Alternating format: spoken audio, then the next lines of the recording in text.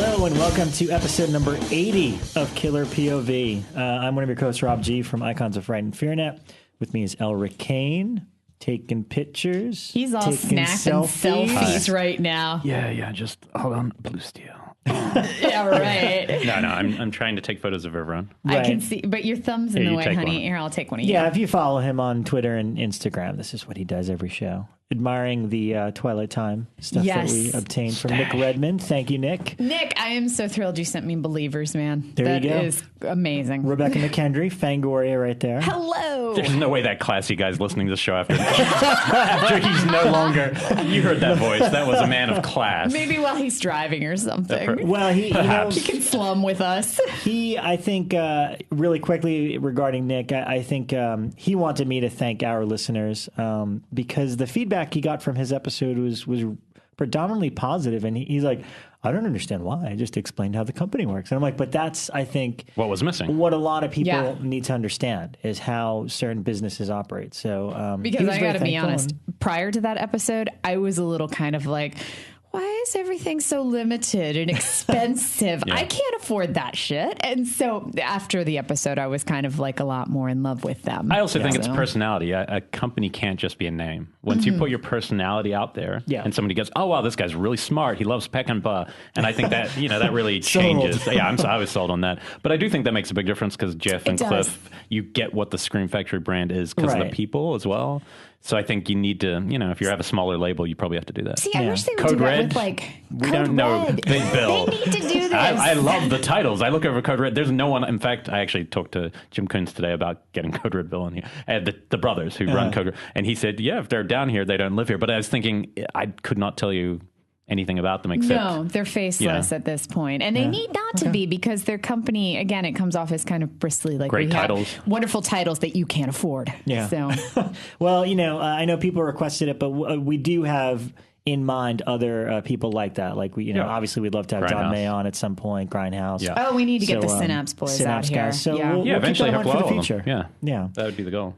Before we kick off and go into what we've seen this week, Elric pointed this out to me, and I saw it kind of coming at the same time.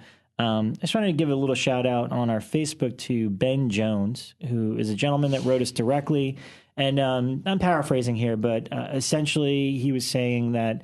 Sometimes things are tough, and I really appreciate you guys doing the show. It helps him, and look, we don't get paid to do this. We do this because we want to, and sometimes things are tough for us too. The three of us personally, it's not always fun and games. Like we show up there's a lot of times we've shown up to the show and it's like, fuck, my car just broke down and such happened. Oh, God damn it, let's do it. But it's always uplifting once we start. So. Yeah, and that's the thing is as much as somebody like Ben's message, it means a lot to me that we get to do that for people because the honest truth is we need you guys just as much. Mm-hmm. I mean, and without that feedback, we wouldn't. If we don't know people are listening or care about the show, if we're just one of 100 podcasts you listen to, so it doesn't really matter. Yeah. If we weren't here anymore, that's one thing. But when we get that feedback, it makes us go, okay, hey, let's keep rocking. Yeah. Again, it's we know you have plenty of options in terms of podcasts. So anytime we hear from you guys like that really means a lot. And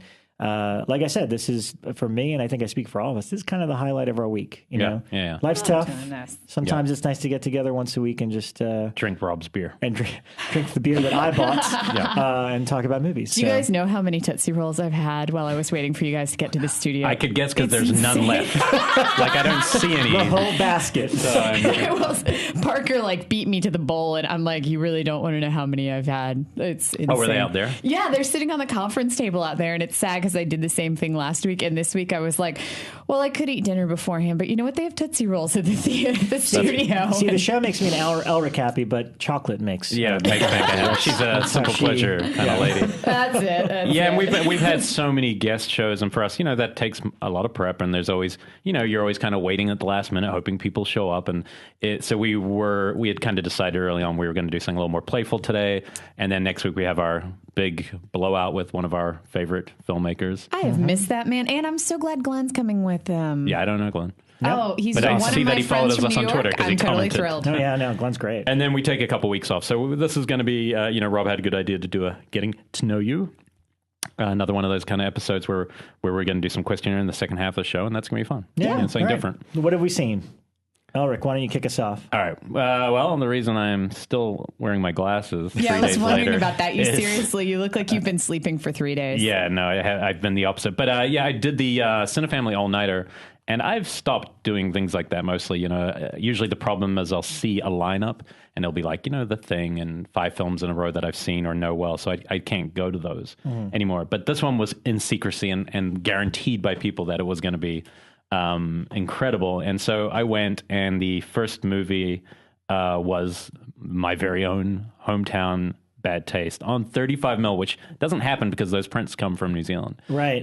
Which brought tears to your eyes. And it literally, I wrote that on Twitter, it literally no film brings me home more than that. It's like 20 miles, the beaches that was filmed on from where I lived.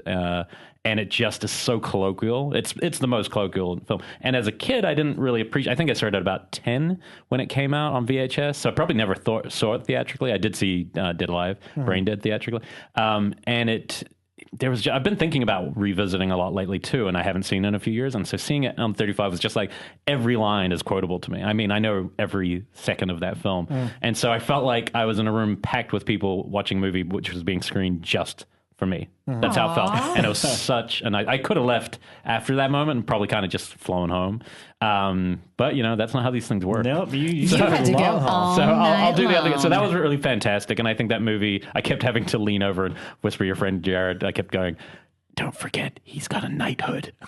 Don't forget, he has an Oscar for best, because he's running around looking like a complete retard. That's what's so great about the movie. He's like, it's one of the silliest performances. He's the lead and playing 2 roles. Brain keeps falling out of the back of his head. And but the main thing is to remember is he's a By the way, Jared's your friend too. But you know what I mean. Jared's only your friend. Well, you mean Jared, your friend? I mean, how you meet someone often is, I think of, just like I would say Joe Madry's my friend, but now he's also your friend. That's right. It's more about how you meet people. Take ownership of that friendship. I don't have any friends here, guys. I feel left out. I don't have time. You know what? I'm claiming Joe and Jared as my friends. Yeah. There you go. Anyway, so after Bad Taste, the way so this was a Cinefamily and Grindhouse Film Festival who had been doing this at the New Beverly for 6 years, I think, in a row. Yeah.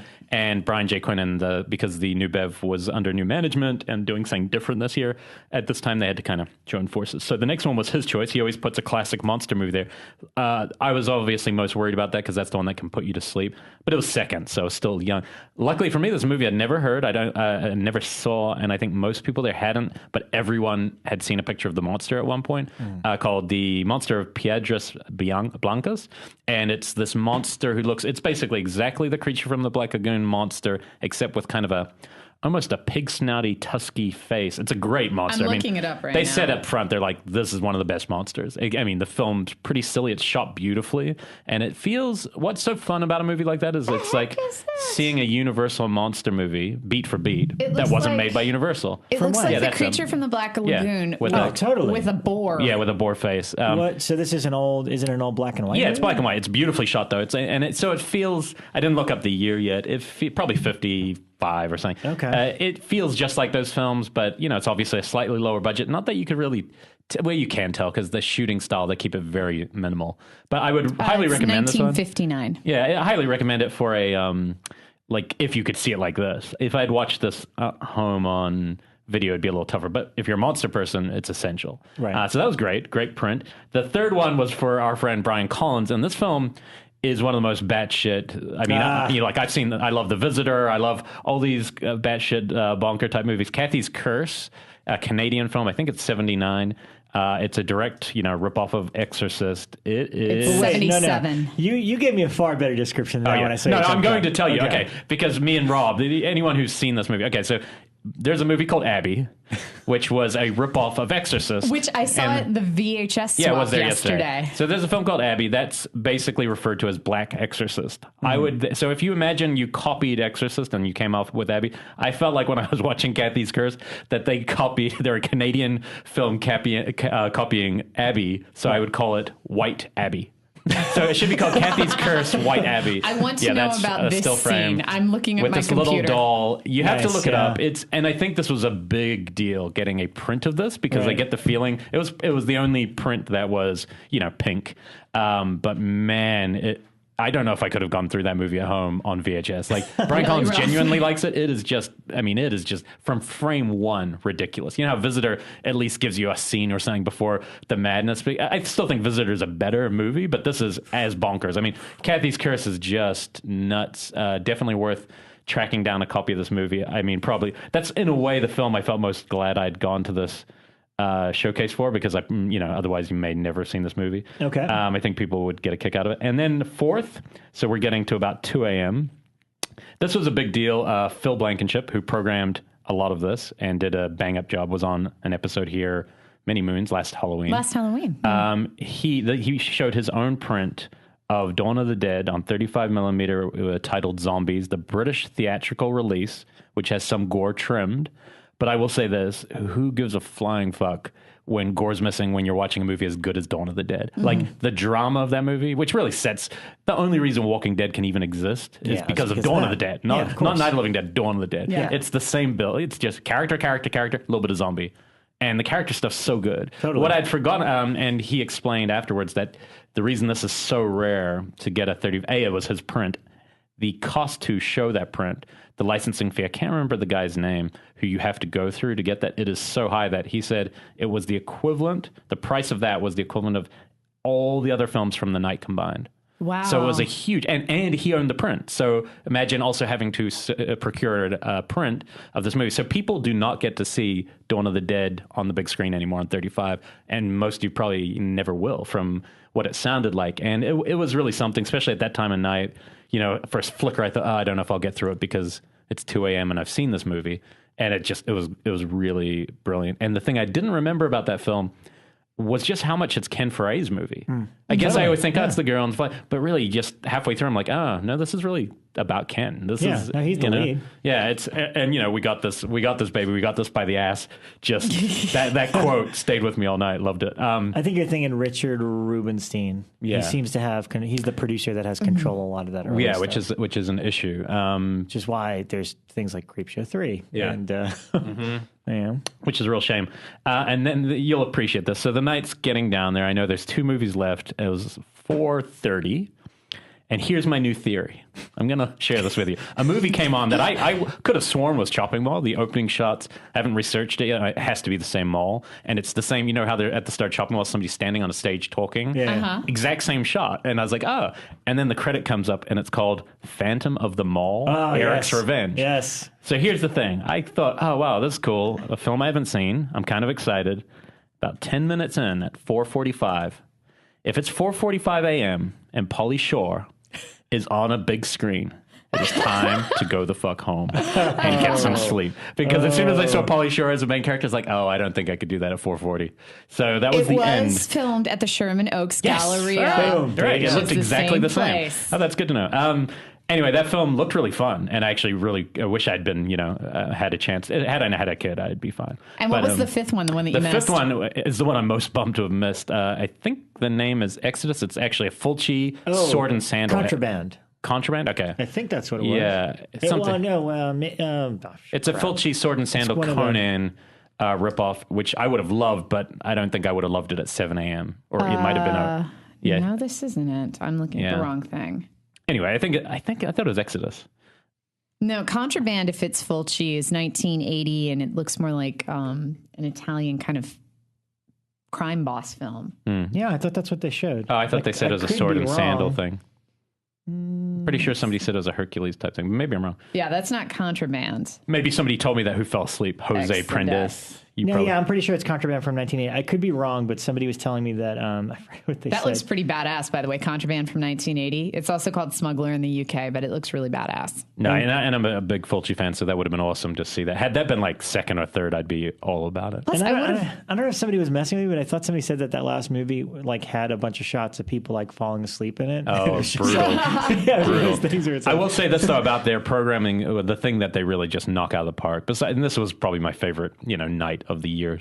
I have to say, like, it just, and it was fun. I was going with Jared, who I don't know that well, through trivia. Sat next to guy Jose Prendez. It was a fun little group of people.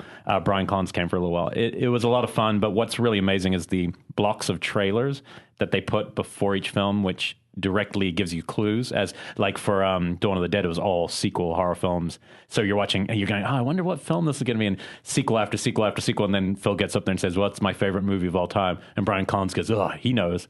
No one else knew. And Brian's like, what are you guys, dumbasses? As we're trying to figure out. And then, of course, it was like, of course, Dawn of the Dead. So, but some of the trailer blocks are really good. When we get to our questionnaire, I'll save one of my comments. One of the trailers was for a movie that is just terrible, but the trailer might be the greatest trailer that makes you think this would be the best movie of all time. You know, we haven't done an episode on trailers yet, because for the longest time, my favorite trailer in the world was this trailer that came out about 5, maybe 6 years ago called Run, Bitch, Run. And I can't say that the movie was that great, but the trailer was hilarious. Oh, you just reminded me of the key thing to remember about Cathy's curse is all throughout the movie, the little girl is calling people all woman, bitch. Yeah, you're stupid cow bitch. Everything's bitch in that word. So I'm halfway through the film. I just turned to someone. I said, the tagline of this film should be all of them bitches instead of all of them bitches. So anyway, I was proud of that. Anyway, so that was my, I got home at about 4:45 or 4:50, which was nice. Wow. And I've seen 2 films since then, and I'm going to rush through them for you because I don't want to bore you. A couple nights ago, I watched Mutant. Otherwise, I think it's got another title. I'll watch any movie with Wings Hauser. I love Wings Hauser. No. Is this Forbidden Zone? No, but it's another name like that. It's basically Wings, and it's Joe Bud Cardos, who did Kingdom of Spiders and The Dark. I love the way he shoots rural, small-town American movies. So this is a kind of southern, rural, I think it's 83.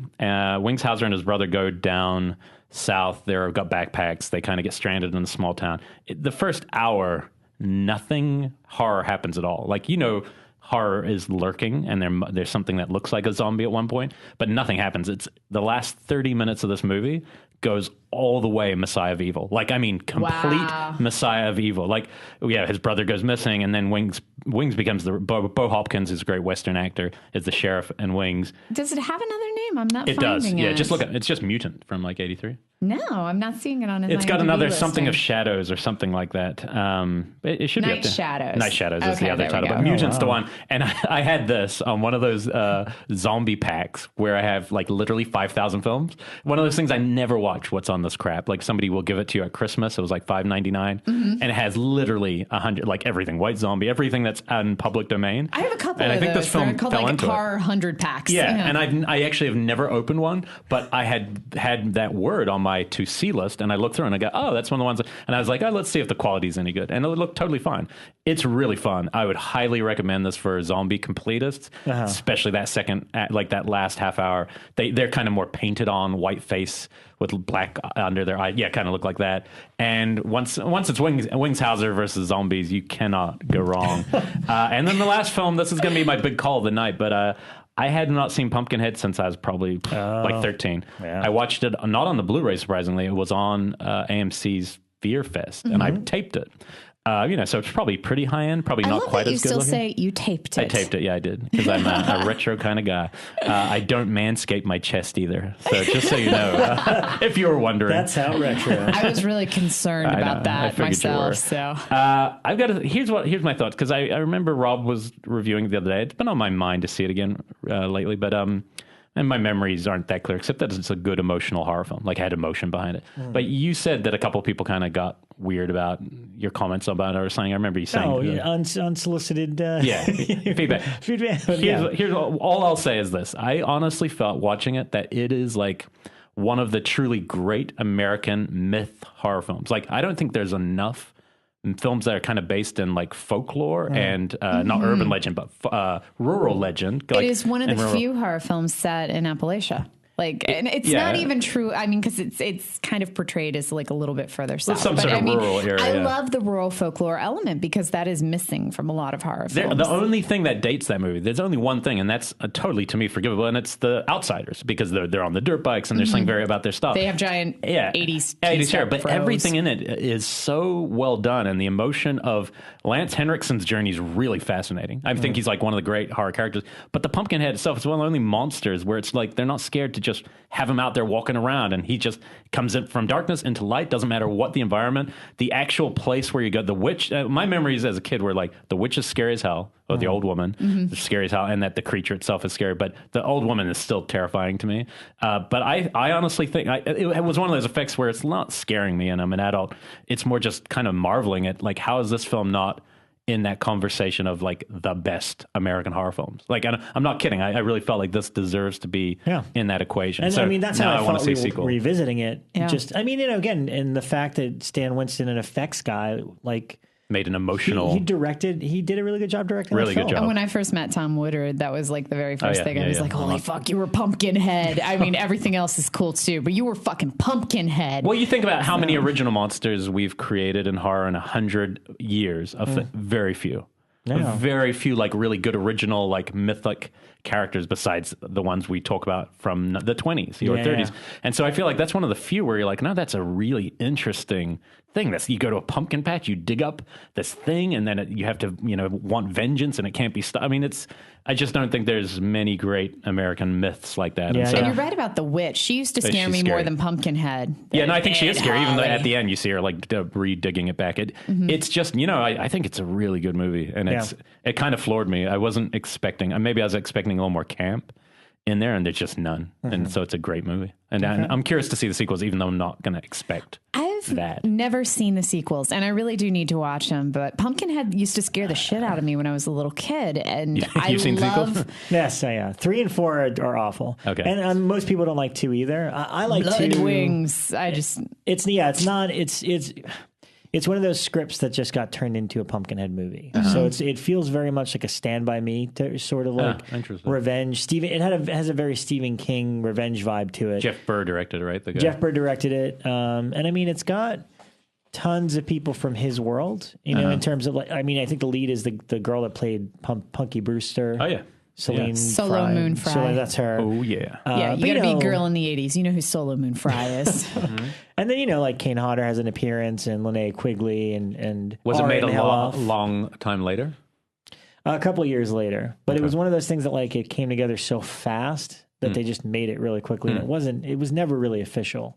But I still dig it. I think there's a weird charm to it that I like. It was 93. So it was a couple of years later. And that said, watching it also makes me think like that could be one of those properties once we start talking about remakes and stuff where I'm like, if somebody was going to be true to the Stan Winston vision, but give it a fresh spin, I'd be all for it. Like not so much a sequel, but like, hey, let's redo it and use that same effect and creature. Yeah. Because it's just it's a great tale. Great tales are hard to come by.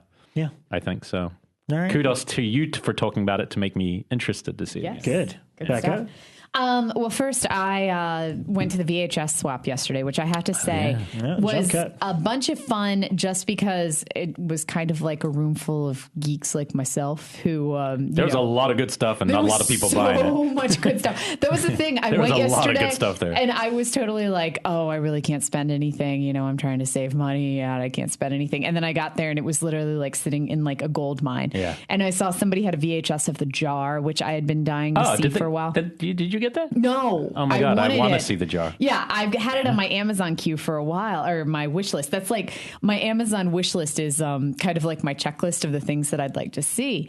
And it's been on there forever. And there was a couple other ones that were on there. I saw Devil's Daughter there yesterday, Demon's Daughter. I can't even, the La Cita. Demon Wind was the coolest cover I saw. I want to watch that. With the antiquated cover. Yeah, where it kind of moves as you move the tape. I ended up actually trading for quite a few by the end, and I got the one film I'd been looking for. Like, what is the chance you'll go to a swap meet and find it's called I'll review it as soon as I see it, called the Strangeness, and it was a Code Red release that fell out of print very quickly. So I've been looking for the DVD, can't afford it, and then some guy had on VHS $10. I was like, all right, that's awesome. So it's from Nightmare USA. So. Yeah.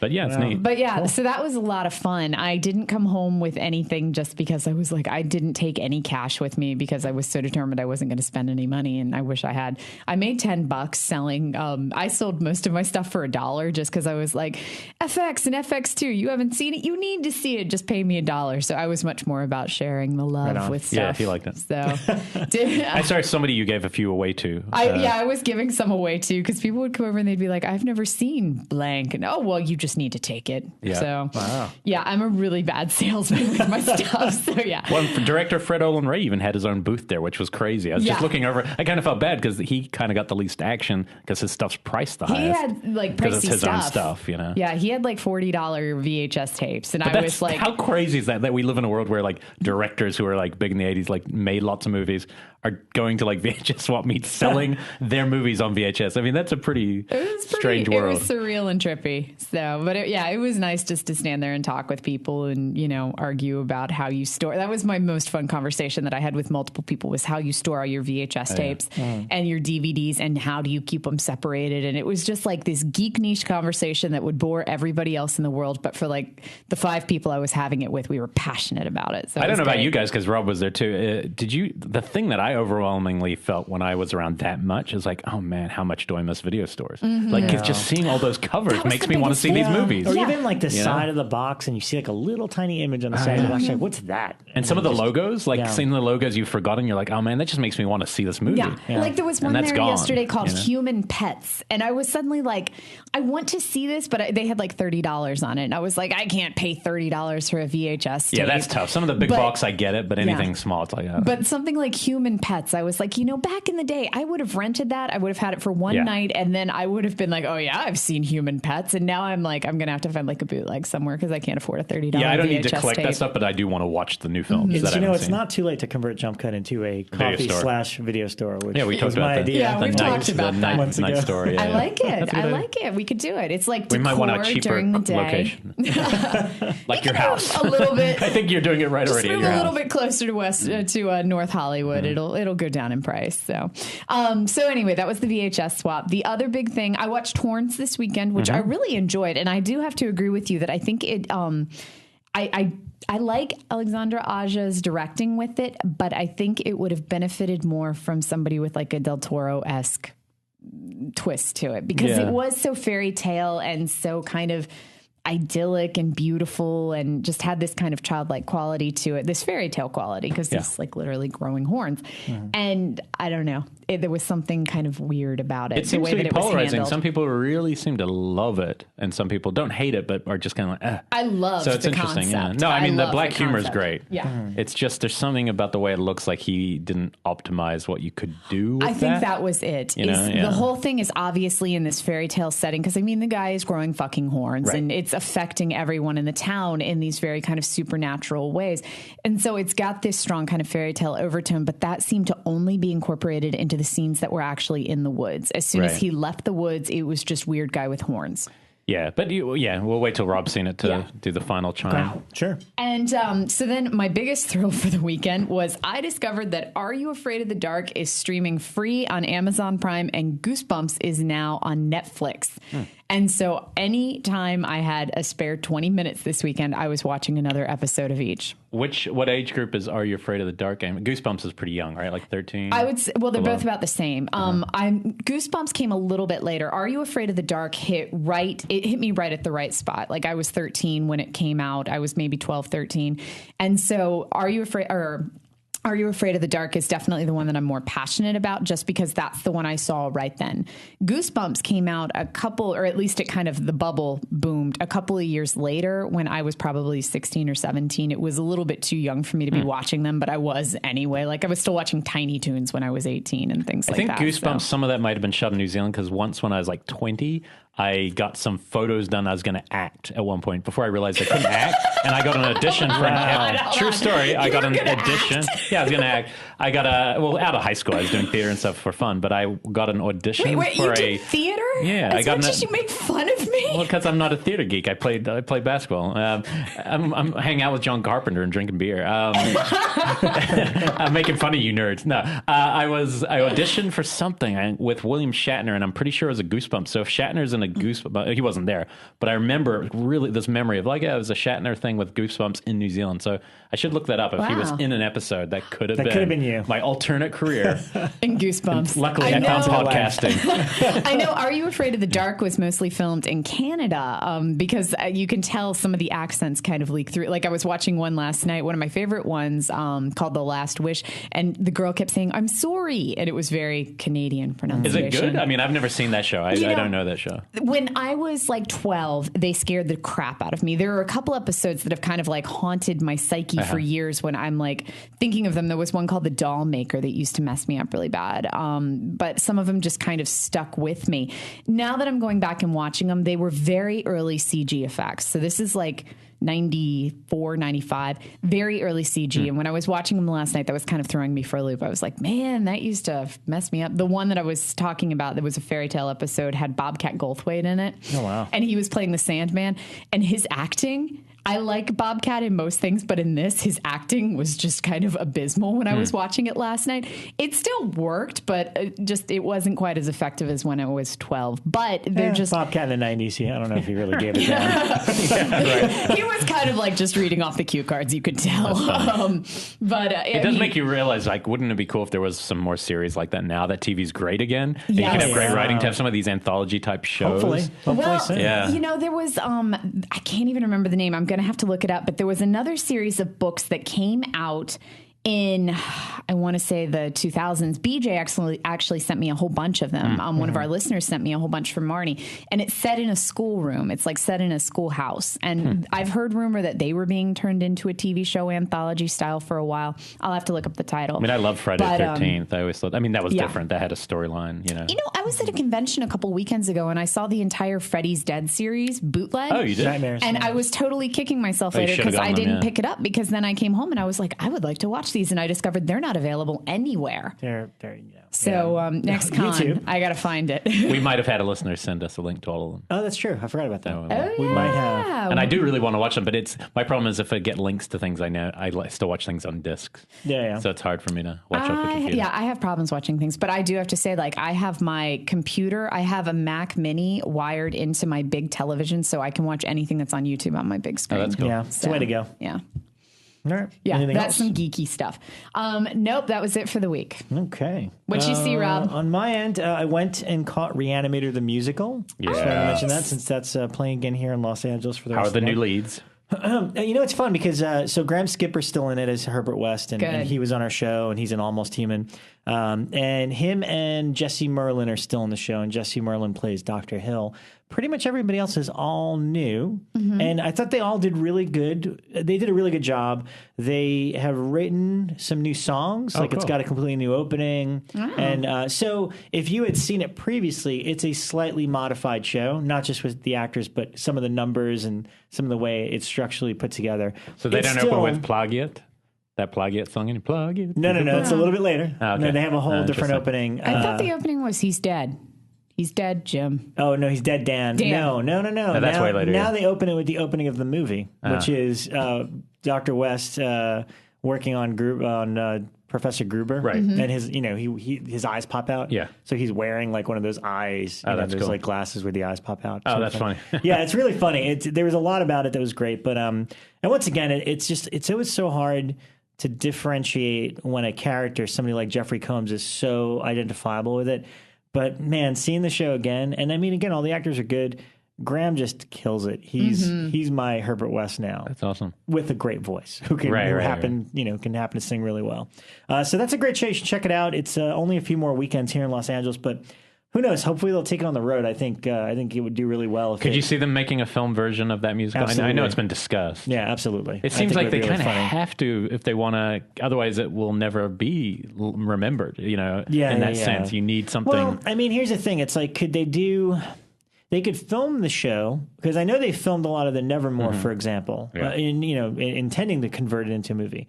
But some of the fun gags or gimmicks are them pulling off things on stage. You know what I mean? True. So when you don't have that limitation, will that work and be as funny if it was, you know what I mean? I mean, that's part of the joy is seeing them do this stuff live. Like, I mean, there's a Dr. Hill rolling around with no head, and it's in the center of his chest. So the actor has to kneel down for, 30 minutes or whatever it is. So no, great show. Definitely catch it. Screamfest is happening right now. I know Bekah's going to be hosting some stuff. Actually, by the time this airs, you would have missed it. Yeah. So forget that. But I went out to see Suburban Gothic by Ricky Bates Jr., who was a guest on our show and told us about it a while back. I really, really liked it. I think it's a really good movie. Everyone knows, I mean, he wrote and directed Excision, which is his first movie. It's one of my favorite of the last decade. I consider it like a masterpiece. I love Excision. I think this is interesting in the sense that it's a 180. It's definitely more comedy than any sort of horror thing. I could definitely see what he told us, which he was watching a lot of the movies from the early 80s that made him happy and tried to emulate that. But that said, the dialogue, the writing, the camera movements, the way it's orchestrated, it is a Ricky Bates movie. Like now that he has two, it's like a very unique voice that is so obviously him.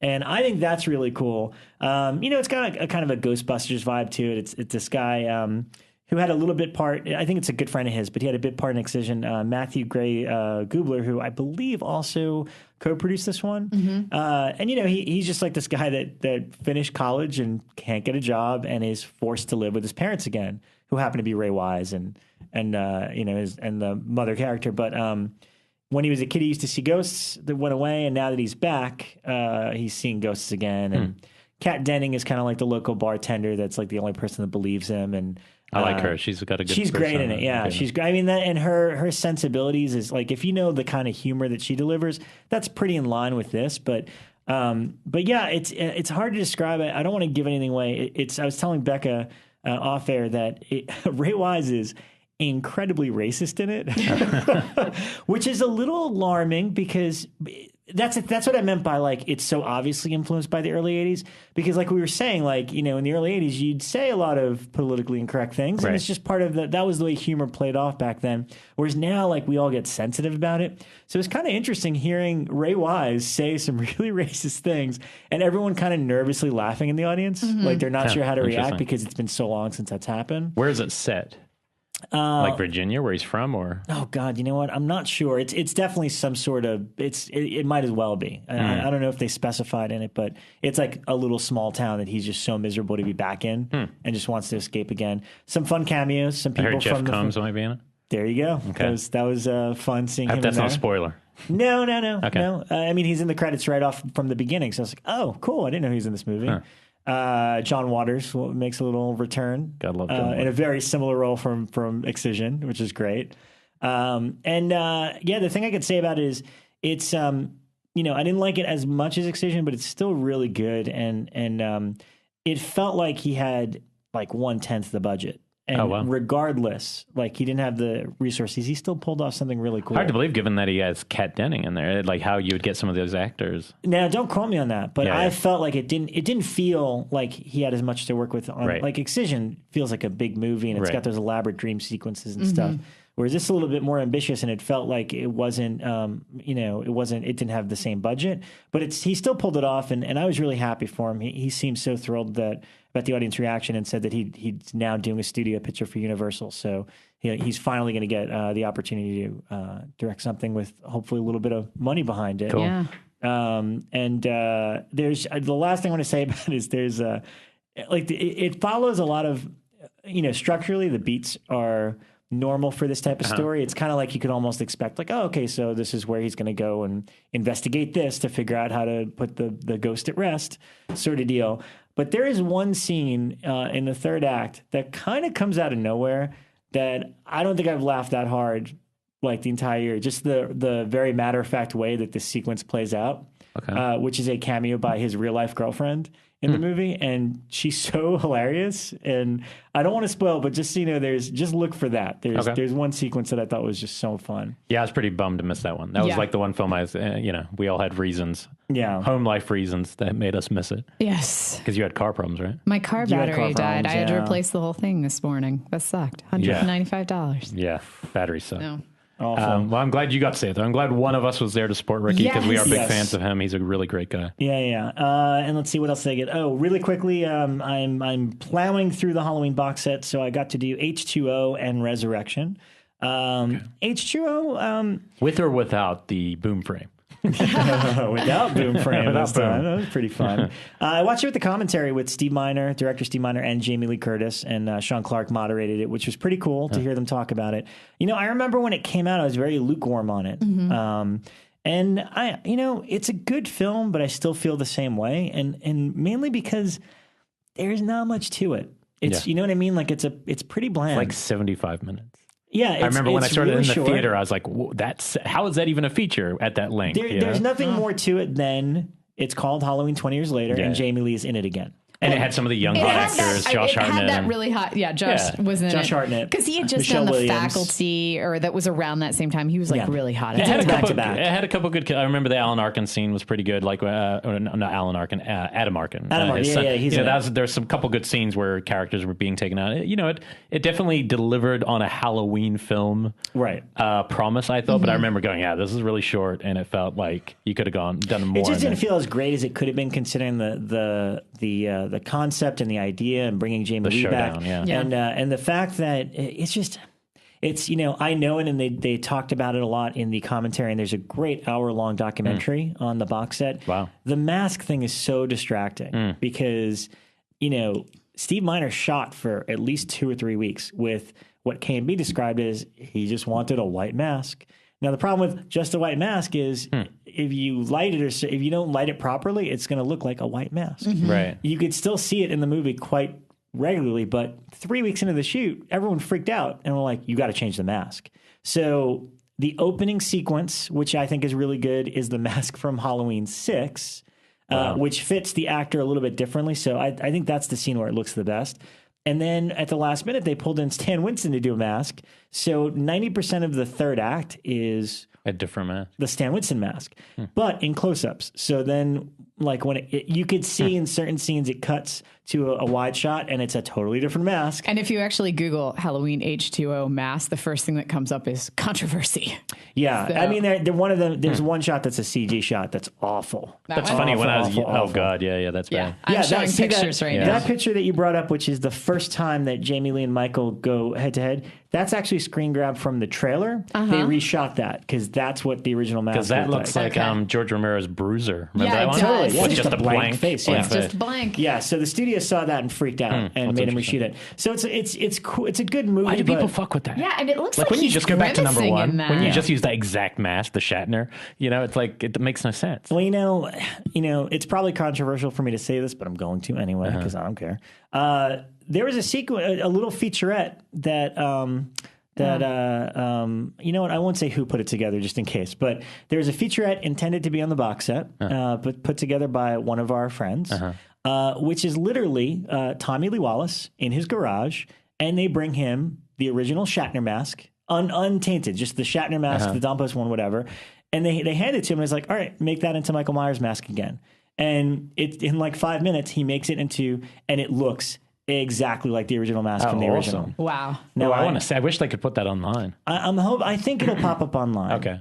I think it's not on the box set because it makes all the other movies look bad that they couldn't get the mask right. That's my theory. That's just me, not anybody involved. Just saying that. So I watched that, and I went right into Resurrection, which I'll be really brief. Now, I said 5 was bad. Resurrection is by far the worst Halloween ever. Is that the one where Jamie Lee bites it at the start? She bites it in the first 5 minutes. That's not a spoiler because everyone knows. And then Busta Rhymes takes over the movie. And I forgot how aggravating the whole... I mean, everything, nothing about it works. Not only that, it is the most dated horror movie of all time. Of all time. I mean, throwing out lines like, you're about to get booted off the island. Because they're doing the webcam thing where they're all, and it's like, somebody's getting IMs, but it's not IMs yet. So it's like sending emails or whatever. None of it works. Who directed that one? Rick Rosenthal, who directed part 2. Yeah. And I like him, but he did a terrible, terrible job. And also there's a problem coming back when you're 70, coming back to a franchise trying to be hip with rappers and instant messaging. It's a little... I think the Busta Rhymes thing is unforgivable. And nothing against him as a person or a rapper or even an actor. Right. But it was just like there was one sequence I totally forgot about where he's walking around the house in a Michael Myers mask trying to scare everybody. And the real Michael Myers is right behind him. and he turns around and starts screaming at him for like 5 minutes, and it looks goofy because you could kind of make out Busta Rhymes behind the Myers mask. And he's just like screaming, "What the F are you doing? You're going to ruin this. Oh, Michael Myers. Oh, Michael Myers." And it's just like so bad. And Michael Myers just is like, all right, I'm out of here. And he just like walks away. And it's supposed to be a funny moment. But like it just doesn't work. It's just so awful. Yeah, that doesn't sound good at And all. then he comes in and says, "Trick or treat, motherfucker." Which is awful. Except we're going to make a little gif of that. Yes. And put it on the side. The only thing I will say about that is a positive. And you know what? After watching it's the one movie of the box set that I fast forwarded through. Like I had it on 1.5 so I could still hear them talking, but so that it'd be twice the speed because I'm like, oh God, I need this to finish.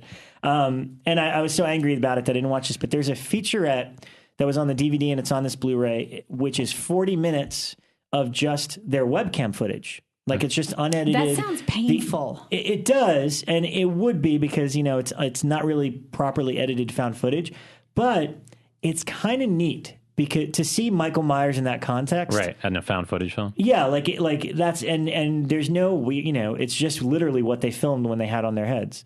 So I could see Michael Myers in Big Brother. Like Michael Myers is going into the Big Brother house to kill I could see that as a found footage. Yeah. So don't make the recommendation, Elric. Do it. By the time this podcast is finished, someone's already licensed it. It's happening 3D. now. God damn it. And now it's just the Rob Zombie movie. So it's but the second one was really cool. So, tell me how the first one plays now, because that film, the first time did not work for me. Well, you covered them for our Scream Factory edition, right? No, I think I did the first one. Okay. But I didn't rewatch it. I still had it. I still have the first one pretty fresh in my head. Now, the weird thing, and I may be the only fan that thinks this, it's not really the complete collection. No offense to Scream Factory. I love you guys. It's a great box set. But the Rob Zombie ones are just his director's cuts, which are radically different than the theatrical cuts. Right. And I believe the theatrical cuts are only on DVD. I own DVD versions of the theatricals because I kind of like them better. What's the difference in the director's cut for part 1 of Halloween? Do you know? Of his Halloween. The most significant is that in the theatrical, his escape is kind of ridiculous. Like Bill Moseley and Leslie, it's like everyone from Devil's Rejects in it, and they're cops, and he just breaks free and escapes. In his director's cut, there's this gratuitous long rape scene, which is just so awful. Who gets raped? It's like the guys that work at the sanitarium or whatever take another patient, and for whatever reason decide, it'd be a good idea if we just raped her in Michael's room. So they go in there. Makes sense. That's how he escapes. Is the doors open while and I have a moral problem with that. Not just because it's awful that we're sitting there watching a rape scene in a freaking Halloween movie, but then Michael kills the rapist. So it's like Zombie doing that. Oh, but he's kind of a good guy. And I'm like, no, that's not Michael Myers. He's pure evil. Well, they explain him as kind of a good guy throughout because that's one of the things that Zombies Halloween did is, that it was his upbringing. It was his upbringing. But Bekah, you don't know what evil is. You can end any conversation with that. That was what always was kind of, unique about Rob Zombie's Halloween is that it gave it a backstory and therefore, he wasn't entirely evil. He, it was his upbringing. That ruins it. I like the fact that we talked about prequels, how they ruin things by explaining things. That is a problem. That's the problem with his. That's why I didn't mind number 2 maybe when I rewatched it because it didn't show any of that. Yeah, it didn't have anything. It got me a little bit in the dream. I actually didn't even mind Ghost Mom this time. It kind of worked because I wasn't thinking about part 1. But when I watch part 1, I don't like her character because you're the crazy mom that's going to make these kids. Yeah. It just, I don't know. It also doesn't feel like it connects at all to the first Halloween as I know it. Like I don't believe that that's the backstory to Carpenter's Halloween. Carpenter's world is so different than zombies. Yeah. No, it doesn't make sense to me. But anyway, whatever. But so those will be next. And lastly, I forgot to mention. I'll be really quick about it. But a movie I keep recommending to Elric, Murder Party. Yes, it's great. Jeremy Saulnier. Yeah. The director of Blue Ruin. It's his first movie. It takes place during Halloween at a Halloween party. Oh, cool. The scene on the subway is like the funniest thing ever. Yeah, and it's pretty lean. It's a good. It's like 78 minutes long, and the basic premise is the main character is kind of this total loser, and he just happens to pick up an invitation on the floor inviting him to a Halloween murder party, and he shows up. And the people that are throwing it, one's like dressed up like a vampire. The other girl is dressed up as Daryl Hannah from Blade Runner, and one of the guys is the Baseball Furies from the Warriors. and they essentially just like tackle him and tie him down because they invited him to a murder party where you will get murdered by whoever shows up. They're a bunch of pretentious art students. And that's kind of like, if you're stupid enough to show up to something called a murder party, then you deserve to be freaking murdered. Right. And it's kind of neat because it's kind of the weird, like, it's very sharp in its dark humor because this poor son of a bitch is just sitting there tied up, waiting to be murdered. And they're kind of like, there's another guy named Alexander that they're trying to impress because he has all this grant money. So this is like this giant. Oh, I got to see this now. I like yeah, the sound of this. It's really fun. It's a fun really setup. fun. Is there anything to connect the two films? Because No. Blue Ruin just looks so different. To me. No, only the actors. Right, Macon Blair is in it. Yeah, who is the no, I lead know, of Blue yeah. Ruin. And he's really funny in this one, too. But no, it's super fun. And if you're looking for just something a little weird and off-kilter that takes place in Halloween, strongly recommend it. Cool. So, That's good to know. There's more Halloween movies out there. Big good. set Halloween movies. Alrighty, Cool. so I pulled a survey down from... Well, should we introduce Carpenter first? Oh, Our Carpenter's coming on So tonight? our guest, hey. we've been holding back on you guys. Our guest, Sir John Carpenter. Yeah, I got to watch NBA.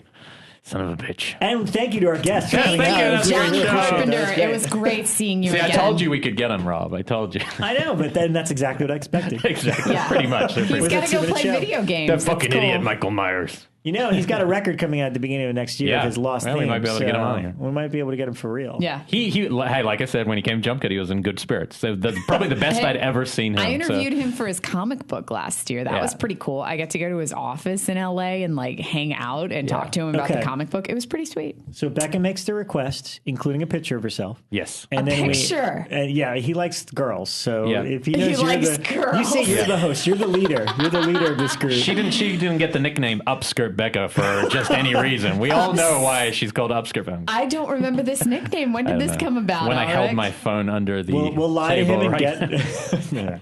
We'll lie to him Everyone's and get gonna some see I'm interns. wearing sweatpants. I know, Don't do I know. that. I think that's much more amusing.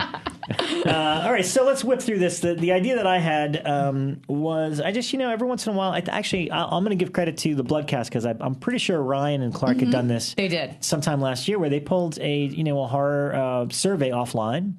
Just a basic thing, and kind of just answered the questions live. They were just starting the show and still getting to know each other. We're in a different position that we've been here for 80 episodes, but I still thought it'd be fun, especially for Halloween.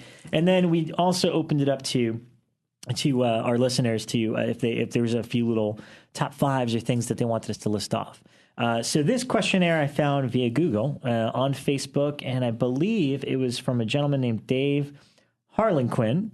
Who is the editor-in-chief of Nerd Nation magazine. Cool. So either he did the survey and shared it or created it, but either way, kudos to Dave. And I think we should say we'll post the. I actually took out all the answers of his one and made a document, so we could post that on Facebook. And Okay. you Yeah, guys as well. it'd be fun if you let's respond. start it over again. Yeah, exactly. Yeah. So I'll make your own and respond to after you listen to this episode, just for Yes. fun. Okay, so there's quite a couple. There's like 45, but we're going to go through them quick. So number one, do you prefer slashers or zombies? Elric. Slashers, if by slashers we mean Freddy, Jason, Michael, if it's just real people, like the kind of serial killer slasher type movies, I'd go zombies. So I think zombies have that ability to last because they're perfect foils for us, like it's commentary on what we're up to. But I've got to say, like if we're using that really broad category, 80 slashers is impossible to beat. Just because there's so many great movies that can be lumped under that, Right. But when it's a real person, like if it's a movie like The Prowler or something, it's like, nah, I'd pick zombies over that because but the thing with zombies, there's only a handful of really great ones. Yeah, and they're that mostly was my Romero. issue. Yeah. I was trying to think about this argument, and I was thinking but there's so many bad zombie movies, And there's So so many many, bad yeah. slashers, and then I'm like, too. but wait, there's a lot of bad slashers. See, too. I wrote down So what's yours? slashers, but I'd ditch them both for creature features. Okay. Yeah, and I probably would agree. You know what? I'm on the fence about this because if a zombie movie is great, it's great. But I think just the ratio, what you just said, like when a slasher hits and becomes a Freddy or a Jason or a Michael Myers, Scream, even the first one. It's unbelievable. So Yeah. I think ratio-wise, slashers wins out. Yeah. That's just See, out of every horror genre, slashers and zombies are usually the two that I'm kind of like, I could miss those. But and then the whole thing about being a genre defining one is like when there's a great one, it's better than any other movie. Like, Romero's 3 films are just incredible. 28 Days Later in that, which are technically not zombies anyway. Or the Wreck films. Wreck are zombies. Is in my top 10. Yeah, right now Wreck's fantastic. But there's so few compared to how long zombies have been around. There are very few. There are so many movies that we wouldn't care about. Okay. All right, number 2, Wes Craven or John Carpenter? Only because you cannot knock this consistency of that streak. It's Carpenter by a landslide in terms of sheer like perfection of the films he was making. Craven's always been a little more all over the place, but that's actually his charm. That's why I put Craven, because he's more all over the place. Well, and he's more he's a director making films really from the imagination, which I really respect. And let me put it this way. I'll take Nightmare almost above all. Yeah.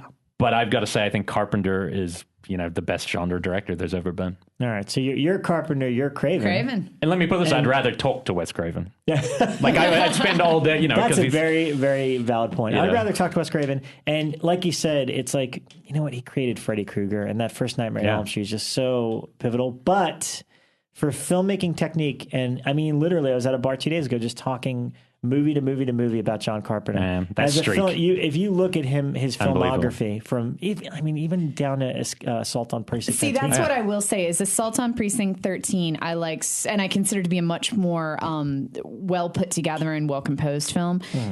Both the composition and the actual like shot composition beats the hell out of Last House on the Left, in my opinion. Well, yeah. But I love Hills Have Eyes. But those early films of Wes Craven's are incredible, and it's because they don't have that composition, because they felt so real. Yeah. And they're just like, that Wes Craven's more interesting. Let me put it that way. Carpenter is a director who could have made great movies in any genre because he's a great director. Wes Craven, that doesn't apply. I think Wes Craven's like really interesting because I think he could have only worked in horror because those ideas that he was playing with, it's just, he kind of was the one who didn't really maybe fit in with studios as well. The kind of stuff he got pushed. But every 10 years, he revolutionized the genre. So twice, it's a rarity. Twice or 3 times. I'm trying to think. Nightmare, Nightmare and Scream. I guess I think in a way of him doing. The Rainbow. I guess I think of him doing New Nightmare in a way. But that wasn't by going meta. No, but just by like changing the way we could see the meta side of it. But that he perfected it by Scream. That's what Scream did. Well, actually, no. You would say no. It is 3 times. I know the Hills. Last House on the Left is actually you would look at that as like changing the industry. Okay. All right. Because that was kind of the start of the oh my God! realism. Exactly. What am I watching? It's only a movie type style, and it just fascinating. Number 3, who's your favorite Scream queen?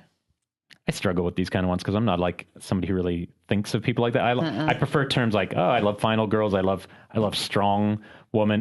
The best performance by somebody who's screaming as a woman in a movie is hands down Marilyn Burns in Texas Chainsaw. But my favorite actress who repeats in movies, who I think is strong but also could be a scream queen, is not Jamie Lee Curtis. It's Adrienne Barbeau.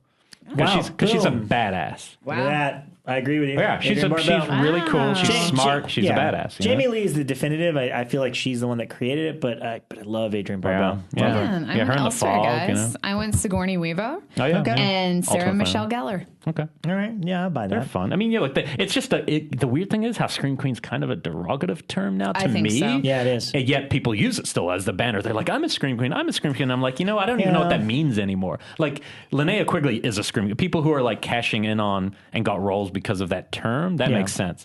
So Adrienne Barbeau probably wouldn't even think of herself as a Scream Queen. No, she definitely doesn't. So it's, I don't know. I think calling yourself, I'd say Danielle Harris is a badass final girl. I wouldn't call her an awesome Scream Queen. It's a marketing term now. No, it is. And I don't think I like it. Neither do I. And we'll tackle that as a topic when we have somebody like Tiffany Shepis on. Yeah. Number 4, do politics and horror mix? Always. I think, as I've said, absolutely, as long as it's subversive and as long as the film's not about politics. So it has to be politics that are under the surface. So what about of what Homecoming? Like the Masters of Horror. Homecoming. That one's on the nose. But I wouldn't want to watch that for 2 hours. No, like I love it at 50 either. Minutes, but that's the thing. I think movies like that can, that could also have been at 25 minutes and be even better. Completely. But it is good. It is a great film. But in general, I think like that subversive politics is the way to go. But when you're any movie, not horror or anything, where you're making a point, tends to not work. See, I always think that even if you're not trying to make it about politics, it always is, because like even when it was the torture film trend, it roots itself in politics. That's what I mean. So that's what I mean. I want politics like that. It doesn't matter if you're trying to make hostile. It's still about politics, whether you're trying to or not. Well, watch Joe Madry's documentary, Nightmares in Red, White, and Blue, where it just charts the evolution of horror and politics and America, and you realize it's always a reflection of what's going on. Yeah, that's my master's thesis. And because it's trash in quote marks to mainstream population, you can get away with everything. Because no one's noticing. No one's watching what you're up to. So number 5, favorite full moon picture movie. Ghoulies. Ghoulies, all right. That wasn't. I looked this up. Oh, that's Empire, right? Yeah, it is this is the problem. So, but do you count that? I mean, we probably should. For here, we should. We're going for full moon. Oh, goddamn. Well, see, I had the problem too because I wrote Trancers, and then I realized that wasn't. Not one. Oh, the sequels. Yeah, the sequels were. And so I wrote Trancers, and I was like, shit. So I wrote. I really don't have a lot that it sounds bad. I much prefer that earlier stuff. As soon as it's filmed, I wrote Bloodstone Subspecies too that I watched with you because I thought it was really well made.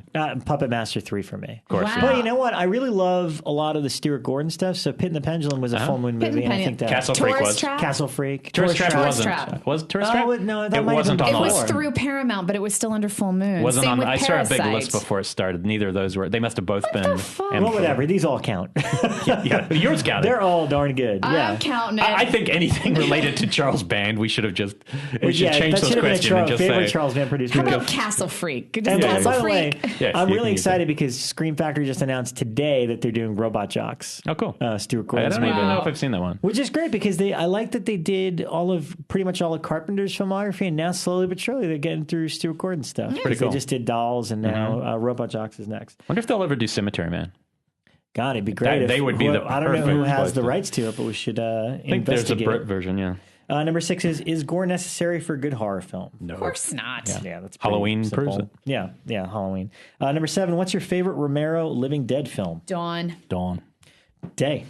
What? I've said it before. Okay. I love Day. You know what? I think it's funny because you made that analogy about Dawn. Sure, Dawn, I'm sure paved the way, but I think Day of the Dead plays like an episode of The Walking Dead. It is, yeah, it's much the closest. closer than Dawn of the Dead. It's does. the closest. See, I like the kind of social commentary in Dawn. The whole mall that's thing. what's so fun. I think that's what makes it. Day. Like I a will winner. say I saw it with Joe when they played it last year, and right. and I think he really likes Day the most. Maybe. I think it is fantastic. I much preferred seeing it on a big screen, and I do think I think Dawn and Day kind of play so well together as two films, whereas Night is its own movie because it's black and white and it's different it's time funny period. that nobody picks the Well, and Survival and whatever other one. No, I mean you'd have Diary of. You're a pervert if you like those more. I'm sorry. I mean, Land is fun. If somebody told like me Land, Land I'd is be like, cool. all right, it's fun, It's fun. and it is making some really cool And I'm points. telling you, Land. It's a political. I mean, but that's when he was trying to make a point. Exactly. Of being He pushed political. it in there a little more. It's than- the president. He had a lot of good money. He had a lot of good money towards on screen for Land. Yeah. And I feel like that movie gets better with age. Yeah. If you haven't seen No, it, it's check fun. it out. Dennis Hopper picking his nose. I'll never forget it. That Zombies, moment. man, creep me out. Yeah, it was really good. While he's It was picking good. his nose, amazing. Number 8, are there any trends in horror you don't like? Yes. Homemade You start. zombie movies in your backyard. Yeah, that kind of. That's a. Yeah, you hear that battery? Go fuck yourself, Except Gardner. No, the but battery. see, mine is whenever something becomes overdone. And that's such a broad term, but usually it's like when something surprises me or does something innovative, then I'm like, okay, I'm there with it. But it's whenever it becomes tried and overdone and we're just rehashing it. Like right now we're seeing it in supernatural pictures. Right. I am seeing so many haunted house films right now that I just want to, Yeah, I guess, you know what? I hate not the trend setters. I hate the trend copiers because paranormal Well, you know who they hits- normally are? What's that? They're usually the studios. Yeah, Yes. Because they're of course. I hate behind studio. They're the hits. ones behind the independents. And here's what I wrote because I thought, remakes and found footage, and I realized fuck actually it's that. not. No. It's not remakes. It's this. It's remakes of classics, so movies that are already perfect. Yeah. that I have an issue with. they're no and need. it's big budget studio found footage movies. Right. So a studio making a found footage movie is about the most I like the absurd Mark thing. ones.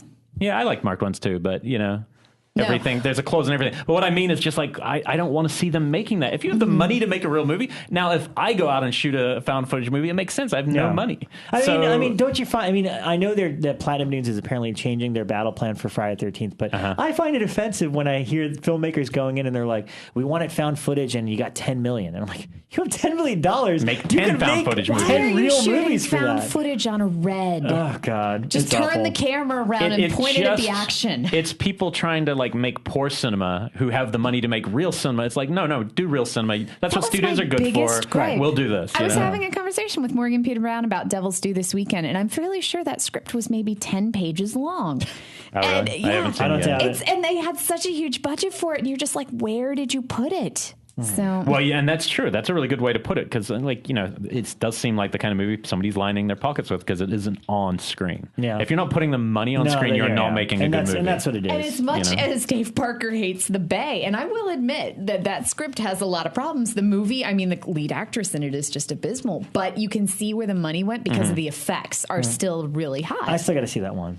Okay, let's see. Number 9, zombies, fast or slow? Fast. Slow, definitely slow. Wow. I like fast. Wow. It's impossible.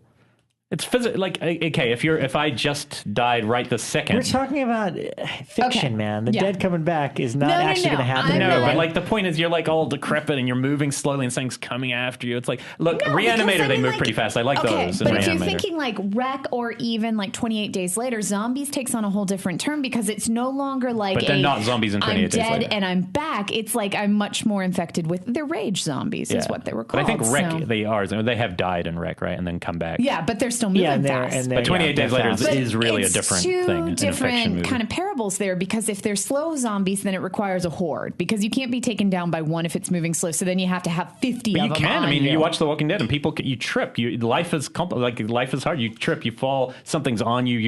You look like watching Dawn the other day. Like he's not paying attention to his feet. Somebody bites your ankle. You're fucked. It's really creepy. Like there's something about that it just keeps coming. But you know what? In today's day and age, I thought I was going to go slow, but I'm going fast. And perfect example, because the scariest thing about slow zombies is them in herds. Yes. When it's so overwhelming and there's just a sea of them.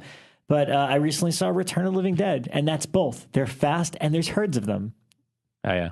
No, for real. I know you don't.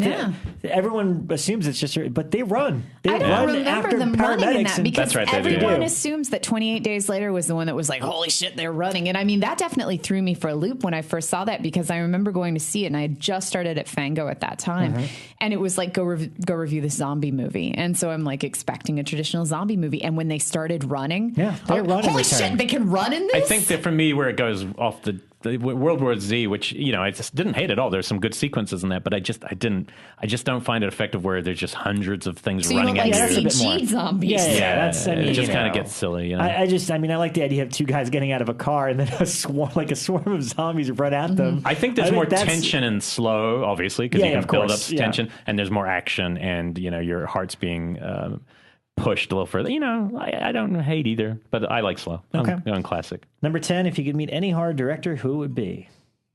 Luckily, we've met most of them being in this room. The guy that I'm written, for the longest time, I said Takashi Miike, and then I met him, and it was the weirdest interview I have ever done in my entire life. Did he pee on you while you held up an umbrella? Just out of interest. Because Visitor Q must have been based on something.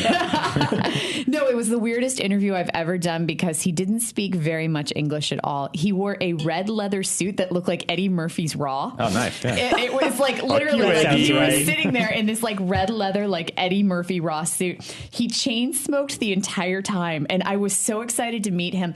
And for him, this was very much, I was interviewing him obviously about his horror films, but for him it was very much like, in Japan, 14-year-old girls like my movie. I don't know why all these like 30-year-old men like them here. These are teen movies. And he chain smoked the entire time to the point that I thought I was going to pass out. And then at the end, I was so excited to take a picture with him. And I have to post up the picture because it's me. And I'm like really close to him, and I'm smiling, and I look so happy. And he has this face that is just like, who is this mad woman, and why is she standing so close to me? That's pretty funny. It's the weirdest thing. No, but that is a good one. Like for me, I had to think about this, because I would have told you a few weeks ago Carpenter, and then I met him, and I've met Wes Craven, but briefly. Now, having longer conversations with these people, there's a few I would.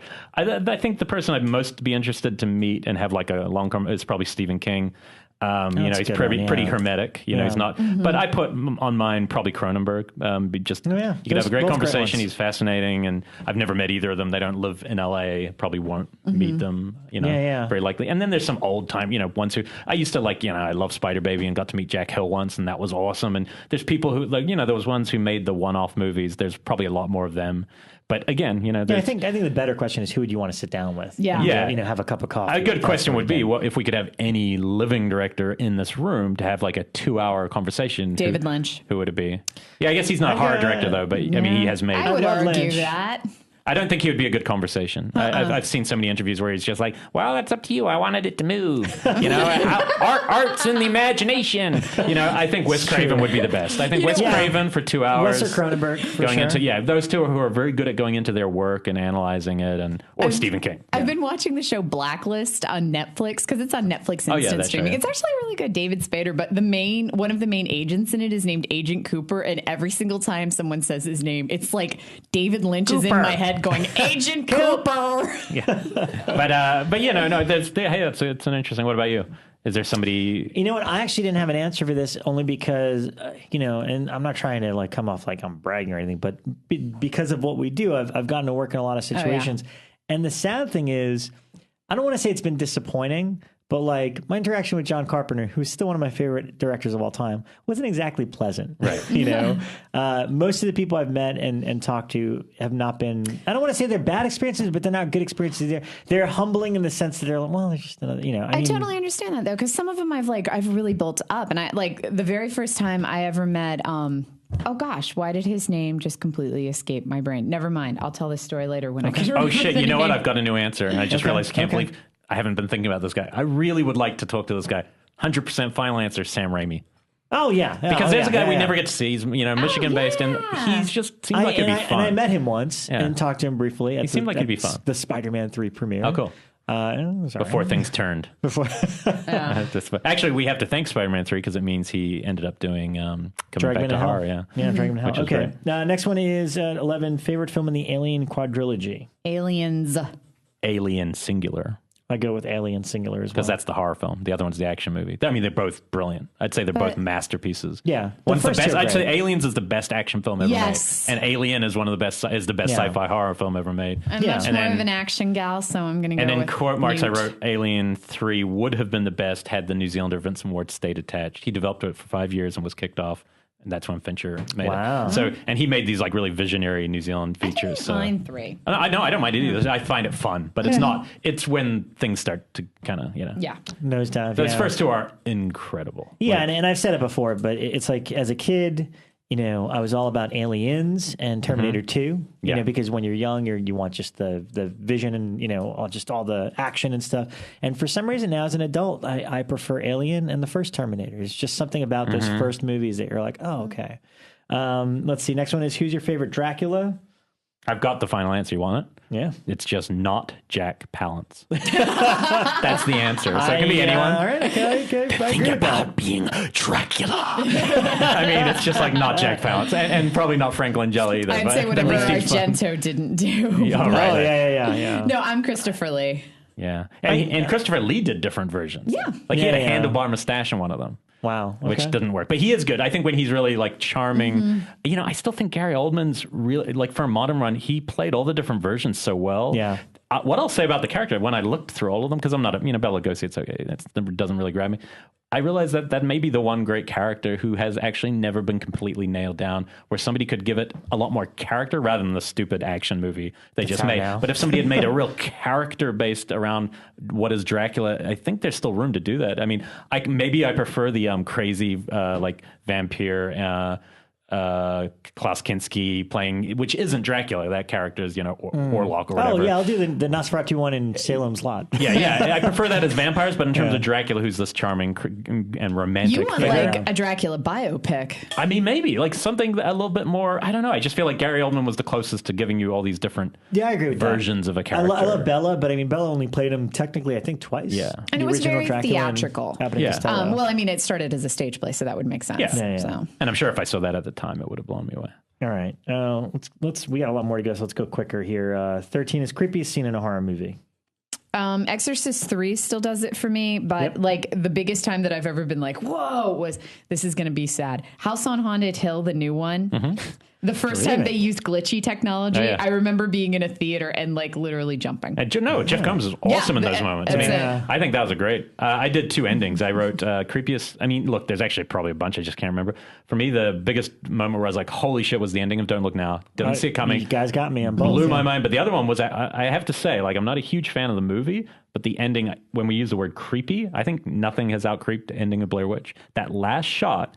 With the word creepy, like it stays with you, like, oh, what did that mean? Yeah, I mean, I didn't even care for the movie, and I think that is creepy. It's pretty creepy. Yeah, that creeped me out. I never did it for I wouldn't say creepiest, but no, I was going to say Exorcist 3 or Don't Look Now. Don't Look Now for sure. Yeah, and I mean, again, I saw that as an adult, and it still me scared too. the crap out of me. I saw it as an adult too.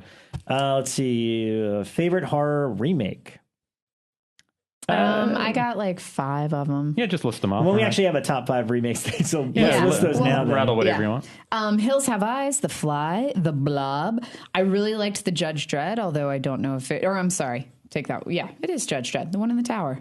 I really liked that. Although it isn't technically horror, it's kind of, they took a different movie and called it that. Yeah. So, and I liked the new House of Wax, and I also have to give props to the Reefer Madness musical. I always thought was really fun.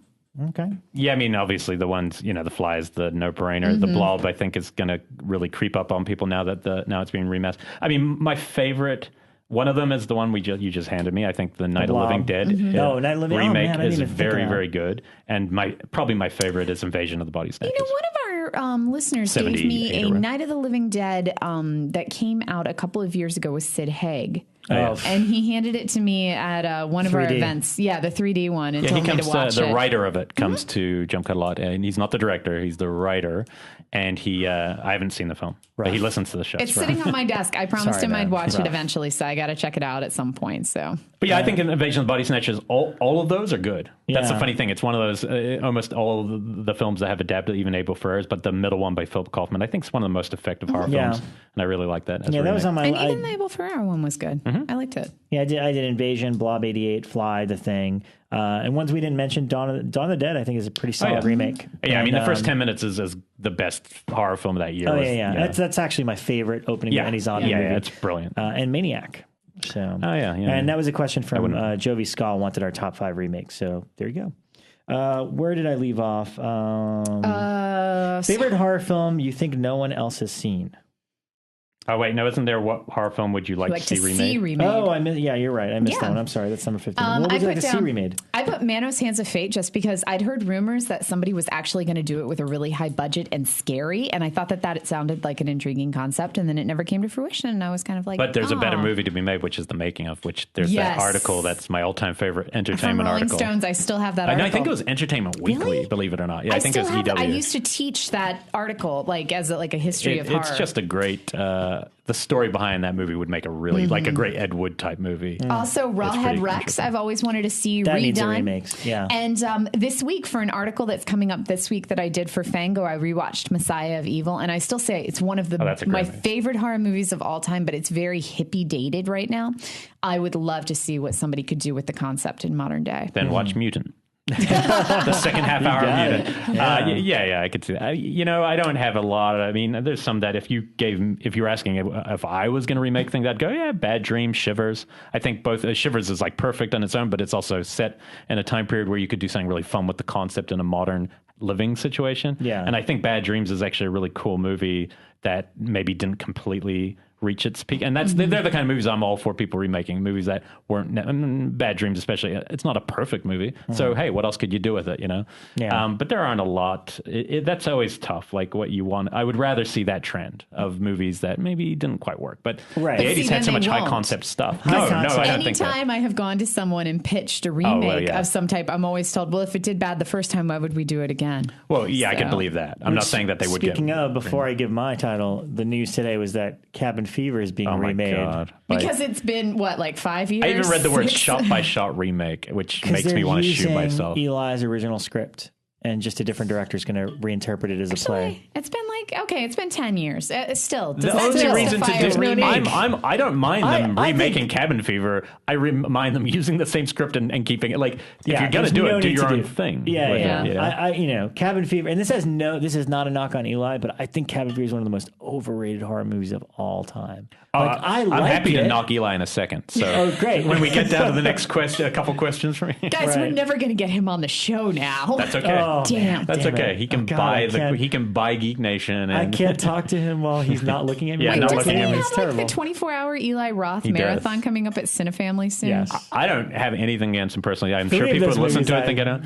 But there's moments of all his films that I enjoy, except Green Inferno. There's nothing about that I enjoy. But there's parts of Hostel 2 I liked. There's parts of Hostel 1 I liked. I liked the Bathory scene from Hostel 2. I thought that Heather, I can't remember her last name. From Welcome to the Doll's House. I liked her. His problem is I think it's more in the writing. I feel like if somebody else was writing these scripts and making things that didn't have the silly stuff that he puts in there, he would be a better all the same script. It always feels like that.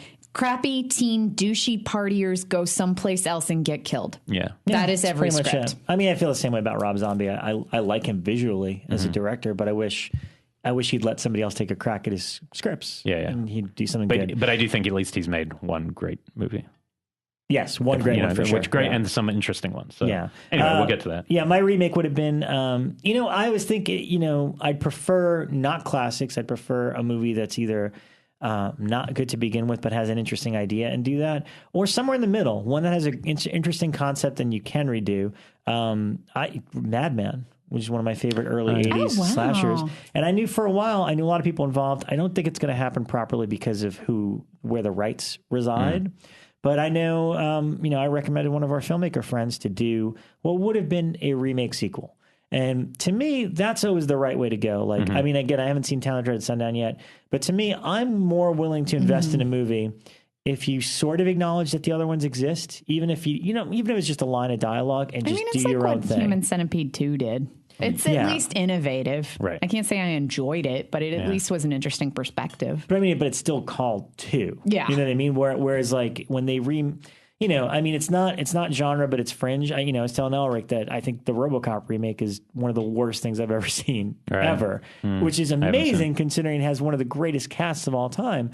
And it's the biggest problem with it is that the guy's name is Alex Murphy. Had it not been, and they just even reference we tried this in the 90s, in the 80s, 90s, whatever it was. Right. That's all they needed. And I would have totally bought that as a sequel.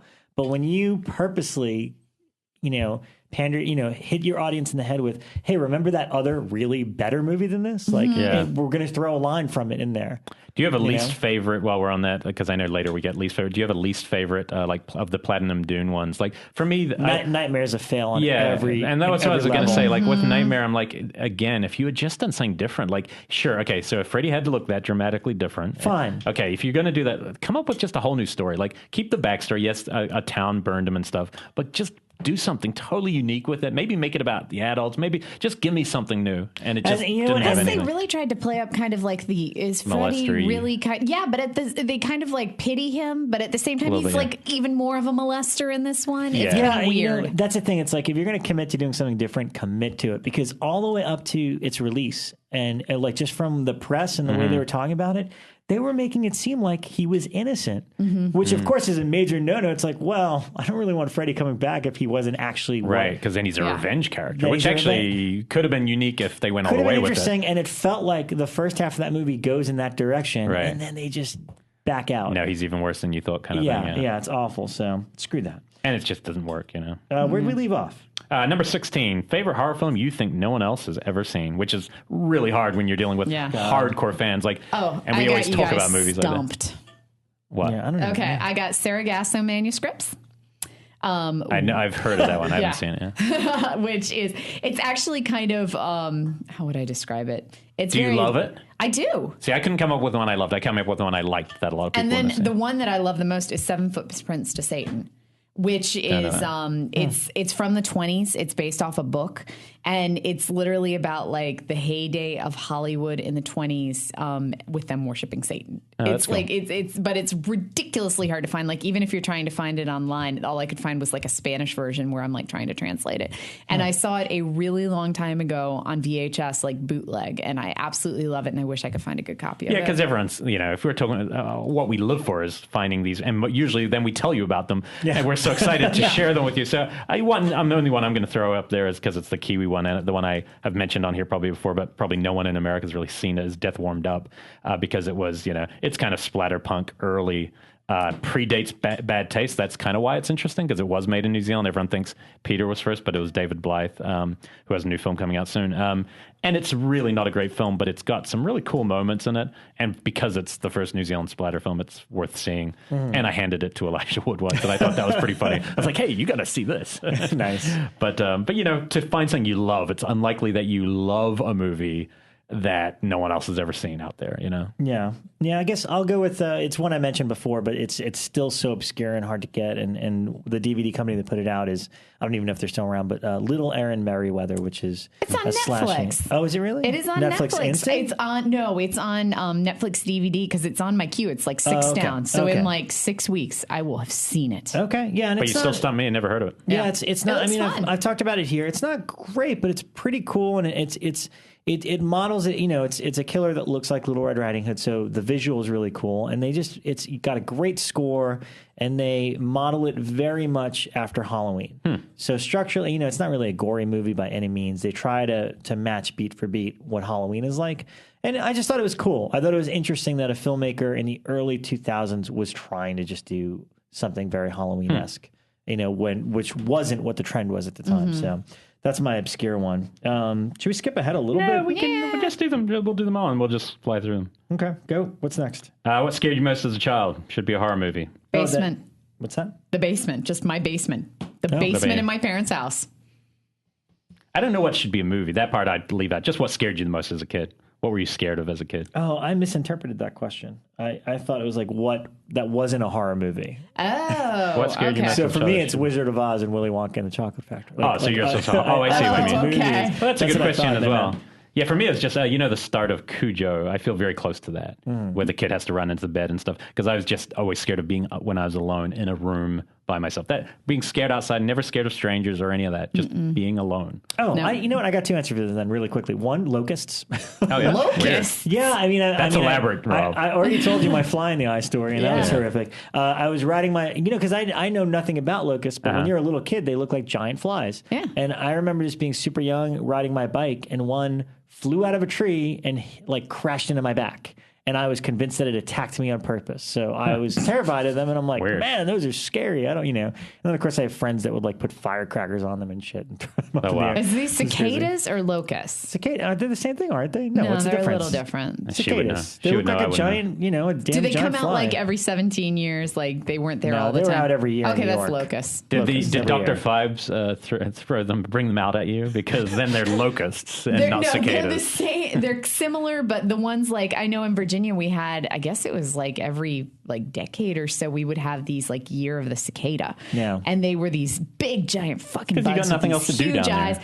Yeah, we sit around and we wait for the cicadas. So yeah, that and the man in the white van, which we had a little thing when I was in elementary school going into junior high where there was a guy that drove around with a white van and had a camera taped to the whatchamacallit, the rear view mirror. Or whatever, and the whole deal was that he took pictures of kids that he was going to kidnap. Oh, and this scared the crap out of all of us. It was one of those and then I talked to some other people, and I kind of was became a folklore thing. Everybody had a version of that.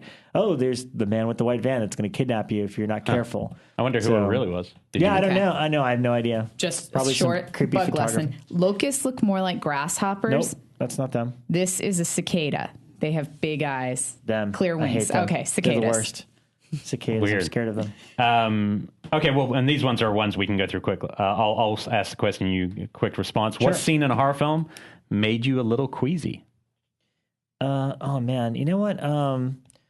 There's always a few. Most recently, when I revisited Hell of the Living Dead, the Bruno Mattei movie that Blue Underground put out. I can't explain it. They're zombies, and the way their zombies eat and look just grosses me out. Oh, yeah. Like, I think I was actually trying to eat during the movie, and I was like, no. I don't think so. That's pretty gross. It's often something visceral like that, yeah. I'm a sympathy vomiter. I can do most things, but if anyone vomits on screen, I get queasy. Oh, I got a chunky bit in Bad Taste. That's the grossest scene. Oh, that's pretty horrific. I wrote the scissor scene in Inside. That really worked for me. When the hand went on, there's something about it that didn't make me queasy. But it made me. I reacted to it. Nothing like that is going to make me vomit. But yeah, watching somebody else vomit or even queasy mean vomit? It. I thought queasy is more like a little nauseous. Nauseous, yeah. Okay. No, if it's nauseous, yeah, if hearing someone vomit anything about vomit, I'll vomit. So. Favorite Friday 13th movie? First one. 4. Final chapter. 4. I just wrote No One Smashes Glass Like Zito. No, I love that film. That's your film. Okay, favorite horror parody / satire? Student Bodies. Okay.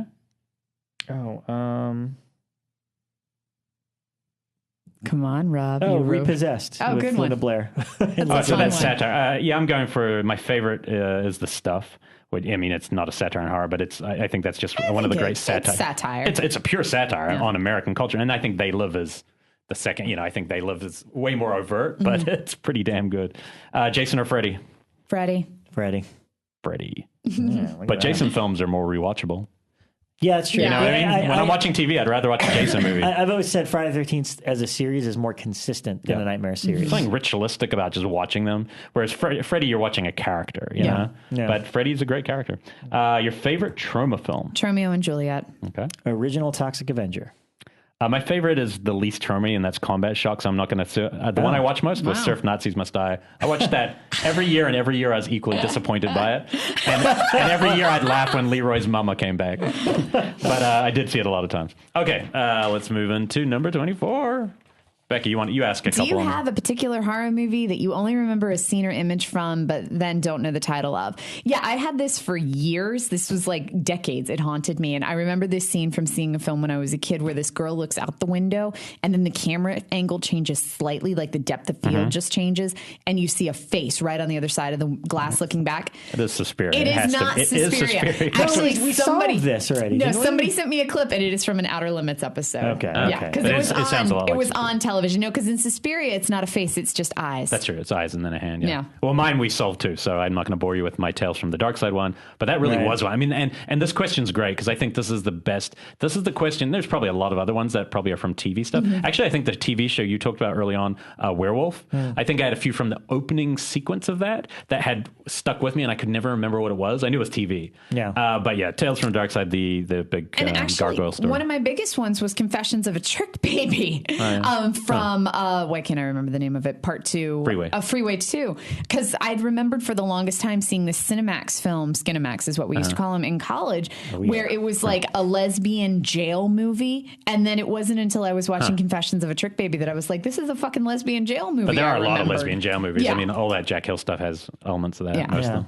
I had one that I still have never solved, and I don't know if I just made it up or imagined it, but I always thought it was an Alien movie. Like, I always remember the end of the first Alien, where Sigourney Weaver blows the alien out of the ship, and then I remember one shot of an alien just on an asteroid as it's spinning through space. And I was always wondering, I was like, is that I always thought it was the beginning of a sequel or the end of one of the Alien sequels, but. For all I know, maybe that's in one of the multiple Roger Corman ripoffs of Alien. Right. But I haven't seen them all, so I have no idea. But so if anyone knows about something where an alien's on an asteroid just spinning in space, let me know. Otherwise, I have no idea what that is. Cool. Favorite made-for-TV horror movie? Dark Night of the Scarecrow. Dark Night of the Scarecrow. Salem's Lot, definitely. Oh, I forgot Salem's Lot was made for TV, technically. Yeah, how long should a horror movie last? I assume we all put no length required. Nope. No. I wrote 90 minutes. Every horror film should be 90 minutes. Or less. Yeah, unless it's by Kubrick or Lynch. That's what I wrote. Because really, there's no reason. Horror of all the things. I mean, yes, you can make, if you're a particular kind of artist, but it's rare that I see a film that goes, especially independent, that goes above that, that's worth it. You know? Do you like comedy in your horror films? Of course. I think we all put, it serves its point. Yeah, but some people, you guys like it even more than probably me. I mean, you love horror comedies. I do. I love it too. And I do love them, but I'm definitely more towards straight. But I think the straighter the horror, the more you need comic relief as a release. Yeah, just a little levity here and there. Especially if it's realistic, if it's not just the goofy character just comes in for that, 28, do you mind having CG effects in your horror movies? Not at all if it's done correctly. As a finishing tool. Yes, exactly. It's there to clean things that were done practically. Not as your full creature. Yep. Yeah, there's a quote from Stephen King that says, like, the monster is only scary until you can see the zipper running up its back. And I always say CG should be used to cover the zipper. Yeah, exactly. Yeah, I agree. So, 29, what is your favorite Universal monster creature for me? Wait, no. What is your favorite Universal monster movie? Oh, still Creature from the Black Lagoon. My favorite movie is Invisible Man, but my favorite creature is easily Creature from Black Lagoon. But I think Invisible Man's actually a more entertaining movie. I was going to say The Wolfman, but does Abbott and Costello Meet Frankenstein count? I think so. Universal? Yeah, it's a Universal monster movie. Abbott and Costello Meet Frankenstein, although my favorite creature is the Wolfman. Oh, yeah, nice. Most shocking cinematic memory from your childhood. That's a good one. I like that. Angel Heart. Oh, the ending? Yeah. Yeah, that's a pretty damn good ending. Yeah. I saw that older, though. For me, it was seeing Nightmare on Elm Street the first time, and I think I've told this before, but I didn't. I went to a party late, and the kids were older than me, and they'd all just seen it, but I didn't know that. They didn't tell me. So when he first, I think, is in the boiler room, and he kind of with that sound effect, whoever jumped out at me and just I couldn't have been more scared in that moment. And then to watch the rest of the movie, I was probably almost ready to start crying. I was so scared. And then also, I think the woman, and this is the one that no one will understand except me, but the woman who gets chopped up in House, who keeps coming out and attacking him.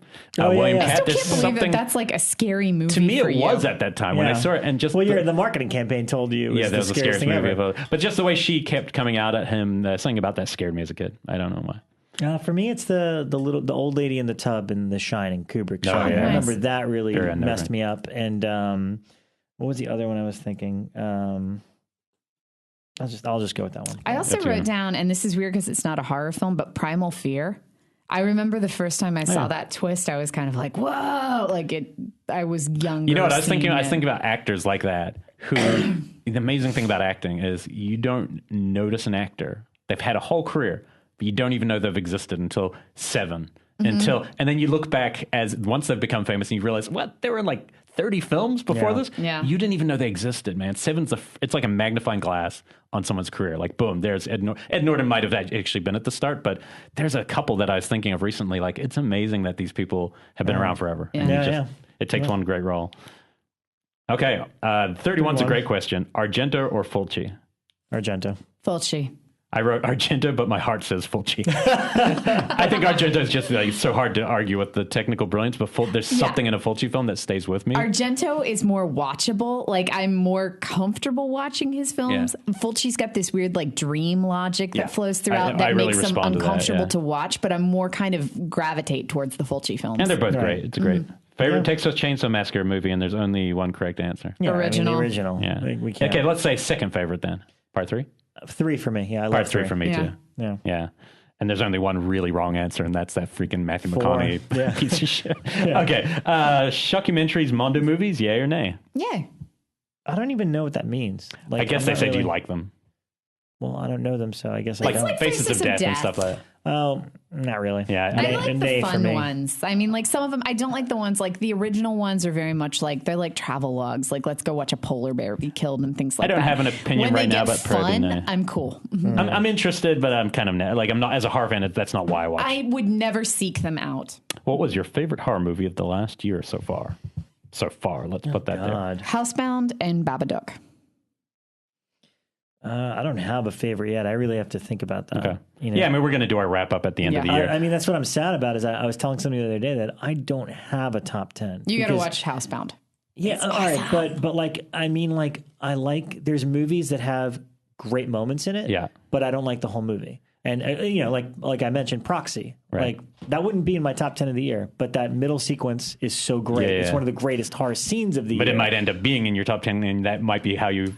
But that's the thing. It's I don't want to do a top 10 saying, here's 10 movies that had some scenes I dig. The weird thing is this year I've seen more that I've loved than recently. So, I mean, But Under the Skin is weird one because it's kind of unclassifiable. Yeah. So that will be my number one of the year. But The Babadook's the best horror movie I've seen so far this year. Like Babadook, it's the one that I was most like, wow, you really made a good horror film. It's got its issues as well, but anyway, there's a lot of good stuff coming. Most of it's going to come out in the next 2 months. The indie stuff we've seen. I'm going to catch up on everything I missed anyway. 35. Do you mind shot on video pseudo reality horror movies like Paranormal Activity or Wreck? Not if they're well done. Exactly. Wreck's in my top 10.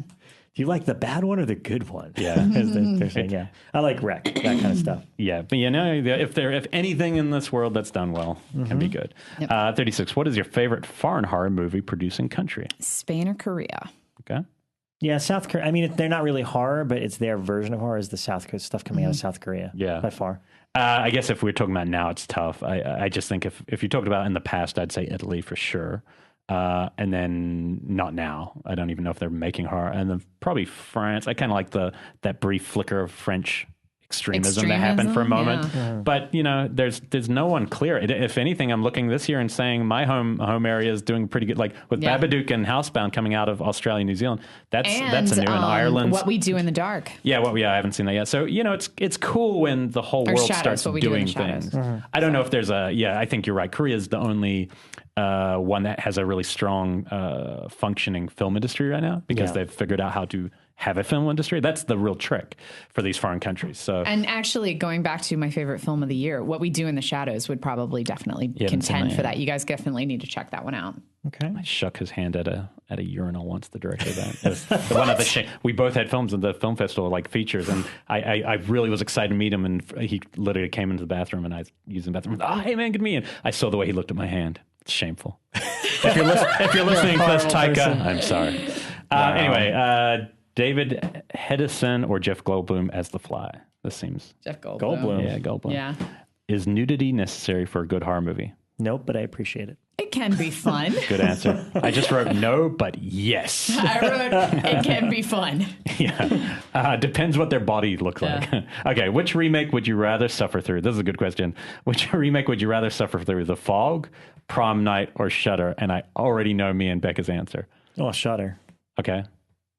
Fog. Yeah, only because Matt Curry Holmes. And I have watched it just for that reason. Yes. You can make fun of it's really fun to see him in it. Because Matt Curry Holmes is in it. My God, talk about a movie where you're just watching CGI. Yes. I mean, Jesus Christ. And I will say, I only watched it. The first time I watched it because I was curious. The second time I watched it for Matthew Curry Holmes. Exactly. But all three of them are pretty bad. But Shudder's probably the best of the film. What is your favorite holiday-based horror movie? This is a great one. Yeah. Iced. Which you haven't seen yet. You guys need Iced. to. It is hilarious. It is. It's you already lost me at hilarious.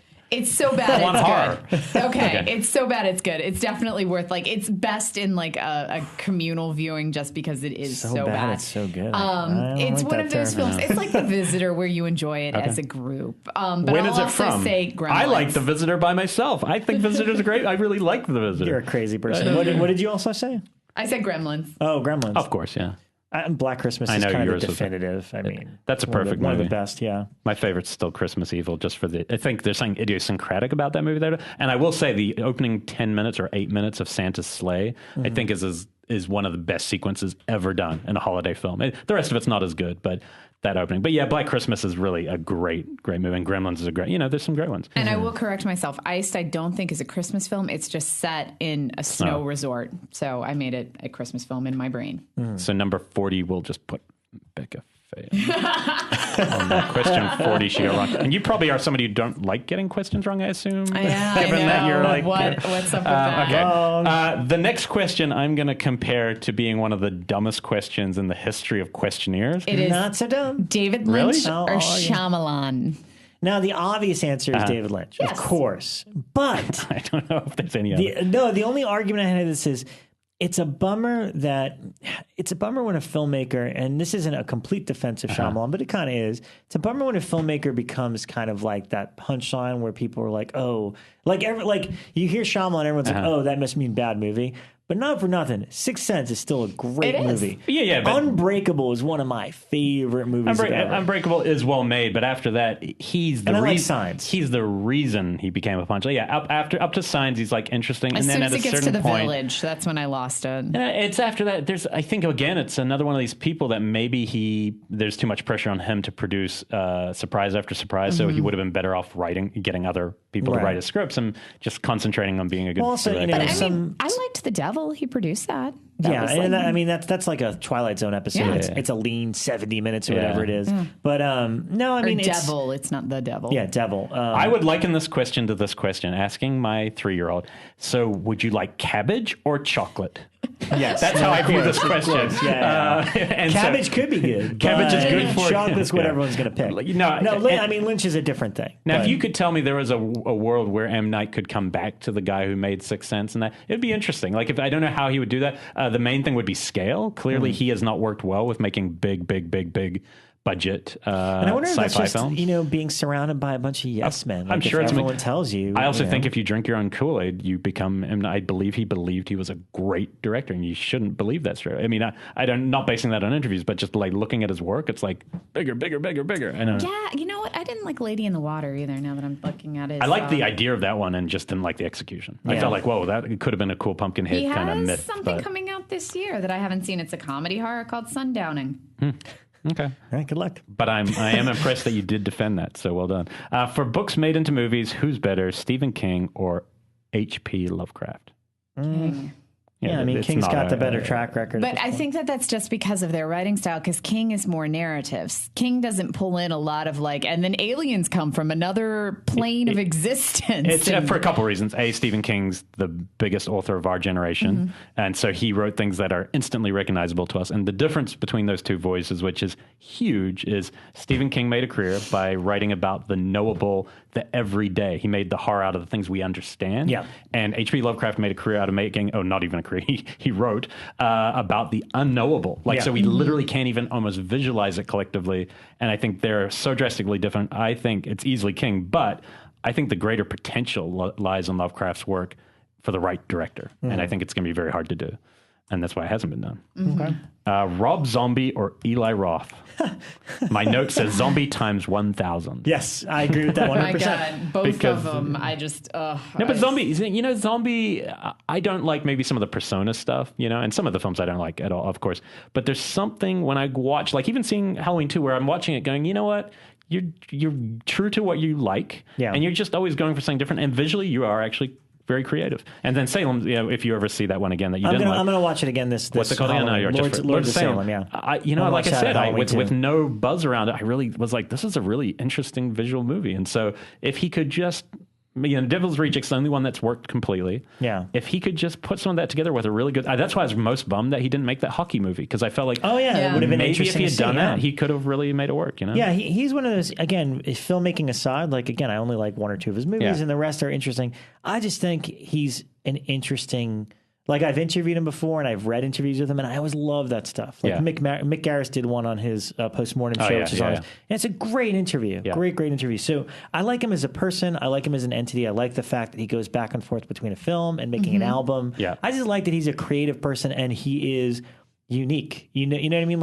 I went to Knott's a few weeks ago, and they did Elvira does a show there, which is kind of fun and whatever. And she had a bunch of dancers come out, and it the dancers come out and start doing moves to dubstep or whatever modern nonsense there is, and then it just kicked right into Dragula by Rob Zombie. Oh, wow. And you're kind of like, fuck yes. I can't explain it. You hear one of his riffs come on, and more human than human can always. And you're just kind of like, all right, this kind of rocks. So I like him as a personality and as an entity. Eli Roth also has some great albums, some solo banjo that he plays. Oh God. Yeah, I don't know. I don't see anything particularly innovative in Eli's stuff, but some people are probably again winning over new fans with that TV show he's doing, which maybe is different than his other stuff he's been doing. I don't know. Not winning this fan over. No, no, that was pretty rough. But obviously his name means something in horror. Apparently. Anyway, so 44. Do you like any based on video game horror movies? The first Resident Evil was okay for me. The first Silent Hill was also okay. Neither of them, I thought, actually captured the brilliance of the games. But when we get to our other questions asked by the fans, I have a list of video games that should have been made into horror films that haven't yet. Yeah, I have trouble with this because I don't think any video game property has ever been properly made into a movie. I only saw it once, and I actually would like to revisit it. Silent Hill. I thought because it was the director of Brotherhood of the Wolf, which I like a lot. They changed a lot for it, but I mean, it at least was still a good movie. They did a good job with the visual. It had atmosphere. It had good atmosphere. Maybe it would have been better with William Malone. I don't know about story or anything like that, but yeah. I think I put this down to the kind of people they get to direct these are often these guys who come from the effects world, or often guys who've done it. They need to actually go, oh, what would happen if we gave Silent Hill to Cronenberg? Or what would that's what they need to think about. Yeah, we need somebody if like you're that. going to do a video game, you need somebody to go, hey, all you need to do is get that world view, but you can write whatever you want. And if somebody had that carte blanche, there would be a great movie made out of a video game. It's just hard to do. Number 45, last one. Well, this is something we don't even... What is your favorite horror movie of all time? Changes every day. Yeah. Evil Dead 2. Possession plus The Shining. I write every time. I can never pick one. I mean, like, I can maybe pick my top 5 every day, but even that's going to change continuously. And you can't fight it. Just it accept is so Ticks. not Ticks. I find Ticks to be a fun film, but Bekah's it's favorite not movie even of all in my time, top Ticks. 20. All right, let's... All right, we're going to go through fan stuff as quickly as possible because we've been here for a while. But all right, so... Oh, before that, can I ask one question? Yeah. Because I didn't like a couple of the questions I didn't like on there, so I wrote one, and I think this is a really good one and perfect for us. If you could see a sequel to any movie that you've enjoyed over these years, what are a couple movies that you would just love to see a sequel? I'll set the tone just in case. I mean, the most obvious is, without a doubt, and you've just seen again, Nightbreed as a kid. Yeah, I wanted that sequel because it ended with the priest up in the thing. I was like, when it ended, I remember just thinking in my brain, I can't wait till next year when the sequel comes out, because I didn't know anything about economics or how a movie has to do. My number one would be The Thing, because I feel like if Carpenter... They did a sequel. No, they didn't. They did a prequel. That's a remake. It doesn't. It's a remake prequel. It's a remake prequel. If Carpenter at the time, if that film, and both of these are for the same reason, right? Because they did badly. But if The Thing had done as well, like had done Halloween business, the idea of making it just like Halloween 2, where it takes up literally seconds later, and somebody's going back to fucking a city. And there's a comic book like that. Oh, really? Awesome. Yeah, there's a sequel comic book. I want to say Dark Horse did it, but if anyone's listening, you can correct me. That literally picks up with Kurt Russell's character waking up and wondering where Childs is, because they actually do get rescued, and one of them has brought the Thing back. Oh, if you find really that, cool. Get it to me. Because I just think that would have been so awesome. And just to see it in the city. Like, because that monster, now we've seen in snow. When they do the remake, it's like, do you have to do snow? Because that movie's perfect. Hey, how about... bring it to a city. What would have happened? God, New York City. Yeah, it's terrifying. It's terrifying. So, and then my number one, if I could do anything right now, and you'll appreciate this, like I'm literally, if you're listening to the show, the director of this, I'll give you $20,000 for the rights to do a sequel, House of the Devil. I would love to go from the moment that she's in the bed, pregnant, and with having shot herself in the head with Jocelyn. I would love to write the story that takes place right there. Like, if Ty West's too busy, let's write it. Man, it would be so badass. Like, if you could find a whole new way, because there's obviously more cult members out there. You know? Yeah, that's true. I just think that story didn't feel finished to me. We could get AJ clean shaved, and no one would recognize him as a new character. Anyway, I'd say My Bloody Valentine. Both versions. I'm shocked that neither of them got a sequel, and they should have. I'd say The Mist for me, because it seemed like that could have been like a whole TV show of, what the world is like now that But these then The monsters... Walking Dead guess it kind of does it. Yeah, I guess so. But I like monsters better than zombies. So. When we get to short fiction in a few seconds, The Mist is one of my all-time favorite stories. Well, anyway, I'm glad we got that Shout out to Derek Faraci. He recommended Evil Kids, but we have a guest coming on hopefully soon that will be a whole episode for that. Yeah, I mean, there's so many that we'll we could save them. So you hang tight, and we'll get to that. Ken Hanley from Fangoria. I actually like this one a lot. Top 5 films you wouldn't mind seeing converted to 3D. That's a good one. I only came up with 4, but I'm going for it. Okay. Predator, Tingler. Already did. They did? I have it on. Yeah, I have Predator 3D. Oh, motherfucker. I need to come over and watch it. Is Schwarzenegger's Predator yes, in 3D? I have it in 3D. Holy It's crap. awesome. I need to come over and watch that. I want to come to watch that, too. All right, let's do it. Really? Whenever you guys that are blows ready. my mind. The original Tingler, I thought would be fun in 3D, be just fun, because it's got the color change moment and everything, so I thought that one would be fun. Deep Rising, which I heard, I was looking online, and apparently there's like rumors that they're going to put it out in 3D, but I really thought it would be fun. And I mean, I always thought it was supposed to be intended for 3D anyway, because I mean, he he rides his little, Sea-Doo at the screen and things like that. So, or jet ski or whatever it is. But then my favorite one that I would love to see in 3D, and I've been saying this for a long time, Heavy Metal, the cartoon. Oh, wow. Yeah, yeah. Animated stuff works well. Yeah, in 3D. And it's easier to probably do. So it's not a horror film, but Heavy Metal in 3D. in 3D. It's all the things that have, you think about 3D. Like, I mean, the most obvious is all the Phantasm movies. That ball coming in 3D is like pure, still haven't pure seen a gold. Phantasm movie. We will. I know. For the exact same reason, I believe all the Hellraiser films, like the chains coming at you, would be terrifying. Yeah. Even if you're just doing a few scenes, and Krista using the box, Hellraiser 2, you could have the world. The fog, Carpenter's The Fog, if you could have the things coming out of the fog somehow come at you. And then the number one, Krull. Because then it can be back to the original way I saw it as a child. You never saw it in 3D. Well, that's great. I'm actually glad that we I like that topic. For the first time, we haven't crossed over. We all have different choices. That's, yeah. My first one is actually supposedly still happening. I read about it 3 years ago, and it hasn't come out yet. So the original Dawn of the Dead, which you just saw it, and I saw a few sequences seem like it would work. Oh yeah. It was ordered up by that producer to be converted into 3D and re-released. But I don't know what happened to that. Do you know how they do it? That they're I have doing no post-conversion idea. just seems so I know baffling. it's like incredibly expensive, I assume. Yeah, it seems You baffling have to. to me. I would imagine you'd have to scan the original print, and then when that's in a computer, Put it you at have a different people layer. that completely layer it. Yeah, and I mean, I've seen one of my editor friends has done it before, but yeah, I don't know how they pull it off. Number two. Only because I think this is hilarious that they actually intended and started converting it and then backed out at the last minute. Cabin in the Woods, which the reason that got delayed is because they were converting it to 3D and then they're like, nah, let's just release it. Wow. And it didn't do well. But that last sequence with all the yeah, creatures been would great. be and that's the thing. Cabin in- 3D is cool with gimmicks of stuff coming through, but for me, it's more about what's the world I want to be in? Like, what do I want to like? And the idea of being in that room and seeing the monsters surrounding you is kind of like, that's cool. Like, you could do cool visual stuff with that. I forget how great that movie is. Yeah. Like, it's great. Once it's you get so down great. there, and the reason it's so great, I'll say this, is because it works. It's very rare. It works as both a horror film and as a flat out satire comedy. Oh, yeah. Both of them. And that's so, I think it's almost impossible to pull off both at the same time. It's amazing that they did it. They're making fun of something, but also scaring you. Yeah. It's pretty remarkable. Number three, Evil Dead 2, obviously because it's my favorite movie of all time, but also I think because of Raimi's camera angles. I was thinking about it. I was like, yeah, that would totally work in 3D. The traveling through space, the kind of Going through the POV woods. stuff What's would the be new amazing. one 3D ever? That's I don't interesting. think That so. seems like a poor No. decision on their part. Evil They could've- Dead definitely seems like it could be a 3D movie. Yeah. Alien, the original. And again, the idea of going into a world, Prometheus worked because of Prometheus is some of the best 3D I've ever seen. I didn't get the movie, but I loved watching it. Yeah. I would love to Loved see the watching original it. Where it's hiding in the ducks and you see it, kind of and in when the it comes depth out of the field. stomach, that could be terrifying. Totally. And my last one is Fulci's Zombie. And mainly because of just the eye gag that's in it. Yeah. But there's tons of stuff kind of that, zombies reaching towards the... Yeah, a lot of Fulci stuff might be actually really, like even the Beyond could be really interesting at the end if that was 3D. Because they're traveling into that into the environment. other world. Yeah. That's interesting. We'll probably skip the top 5 remakes, right? Because we already did did it. You could do top 5 Stephen King, but I feel like we answered that on our episode Yeah, with, I talked about how much I loved Rose Red. Nick Garris. Secret Window, I didn't talk about them, but I love that one too. Oh, really? With John Turturro. You stole my book. I like it. Really? I don't know. That movie didn't grab me. I know. A lot of people didn't like it. I thought it was I mean, it'd be cool, though. easier to do the worst, but I don't want to hate on people. Neither do I. I have trouble with that. A lot of I the have TV trouble ones I coming up don't with it.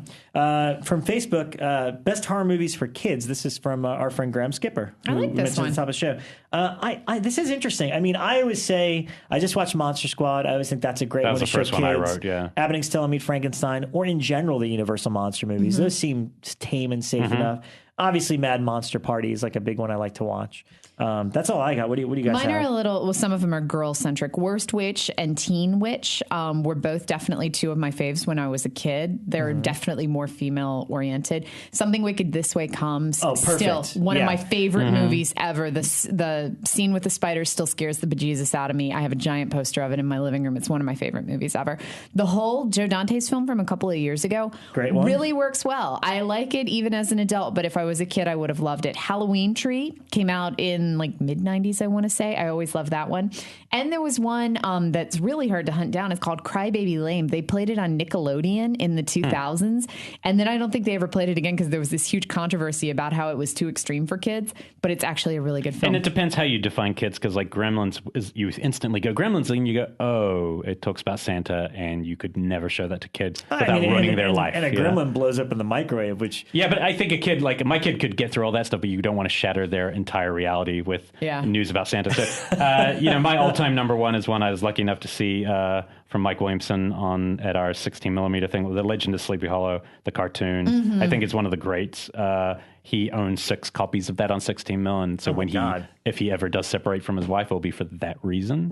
Because every time I hear him go, yeah, I got another, I'm like, how many copies do you? I think I got 4 now. I'm just like, oh my god. He's trying to corner the market so no one else has one. Yeah, but it is really a great cartoon. It's something about it, because it actually is kind of scary when the animation of the guy comes, but the Ichabod Crane's just perfect. Ichabod's perfect. I really think it's the Great Pumpkin. Charlie Brown's a great film. Yeah. And I wrote all of the early Hanna-Barbera Scooby-Doo. I mean, Scooby-Doo to me is the ultimate. I love Mystery Inc. I haven't seen the recent stuff, but that perfect period, the part we're always referencing with those animations that the guy is doing now, I just think that Scooby-Doo is like as good as it gets for Travis. It is the ultimate segue into horror. Since you mentioned it, Travis, who did those Scooby-Doo prints where he's putting in the horror guys, he actually has an Indiegogo campaign right now to do a hardcover book edition of it. Oh, cool. Oh, wow. Which to me, it's like, it's a little bit harder for me to support something, like crowdfunded from scratch. But it's like he already has all this material. Yeah. In order to get a nice, big coffee table book version,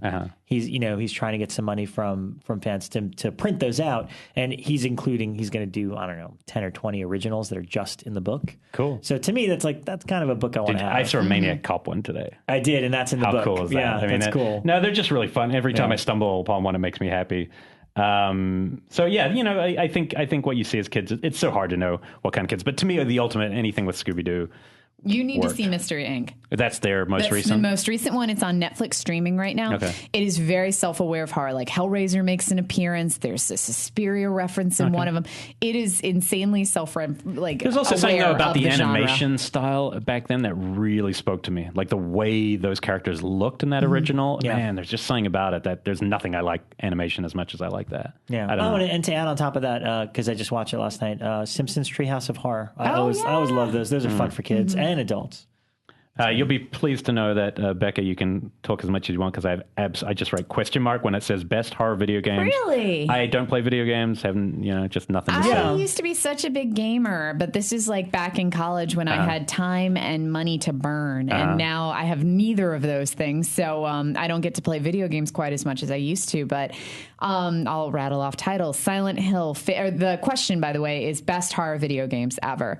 From our friend Jonathan Hughes. From Jonathan Hughes. So the ones that I've loved and that have stuck with me: Silent Hill, Fatal Frame, the 11th Hour and 7th Guest games were kind of like mystery puzzle games that I used to play all the time. Dungeon Keeper was one of my faves. That's where you actually had to like build. It was like Sims, but you were an evil like demon trying to build a dungeon and attract minions and things like that. The most recent one, BioShock, and I love BioShock 2, and I liked the new Splatterhouse as well. The Left 4 Dead series I've always loved. And then 2 that I would fucking cut off a limb to make into a film. The Gabriel Knight series, which I've now heard rumor that they are bringing back. I would love to do a film version of that. And Phantasmagoria, which I've also heard they're doing a film version of. I like the sound of that one. It's amazing. Cool. It was like the goriest horror film or horror video game ever. Like there were so many gory scenes in that, and very few people I know actually played it. Like Morgan Peter Brown and I have like reminisced about playing it, but I don't know a lot of other people that played it. So apparently it wasn't successful. I just like movies. I do too, but it's interesting because I don't really have answers for this question. I have very brief ones, but for me, it's like because I didn't go beyond like the Super Nintendo generation of video games, but like the original Friday the 13th on Nintendo, which was impossible to beat and even get 3 boards into. There was something weird and creepy about that stupid purple Jason and the music that's playing and him popping out. So I always loved that. The original version of Splatterhouse came with TurboGrafx 16, which was a system that I had briefly, and I kind of loved it. It was like some dude with a hockey mask and a 2x4 that just bashed monsters in. I know there's versions of Splatterhouse now, and I have no idea if they're anything like that anymore, but I remember the original version was super cool. And lastly, I never got into the Resident Evil games, but I have a very vague memory of one of my friends getting the original Resident Evil back when PlayStation came out. And I went to his house, and he's like, dude, you got to come in here for a minute. And I went into his room, and he hit all the lights off, put the volume up.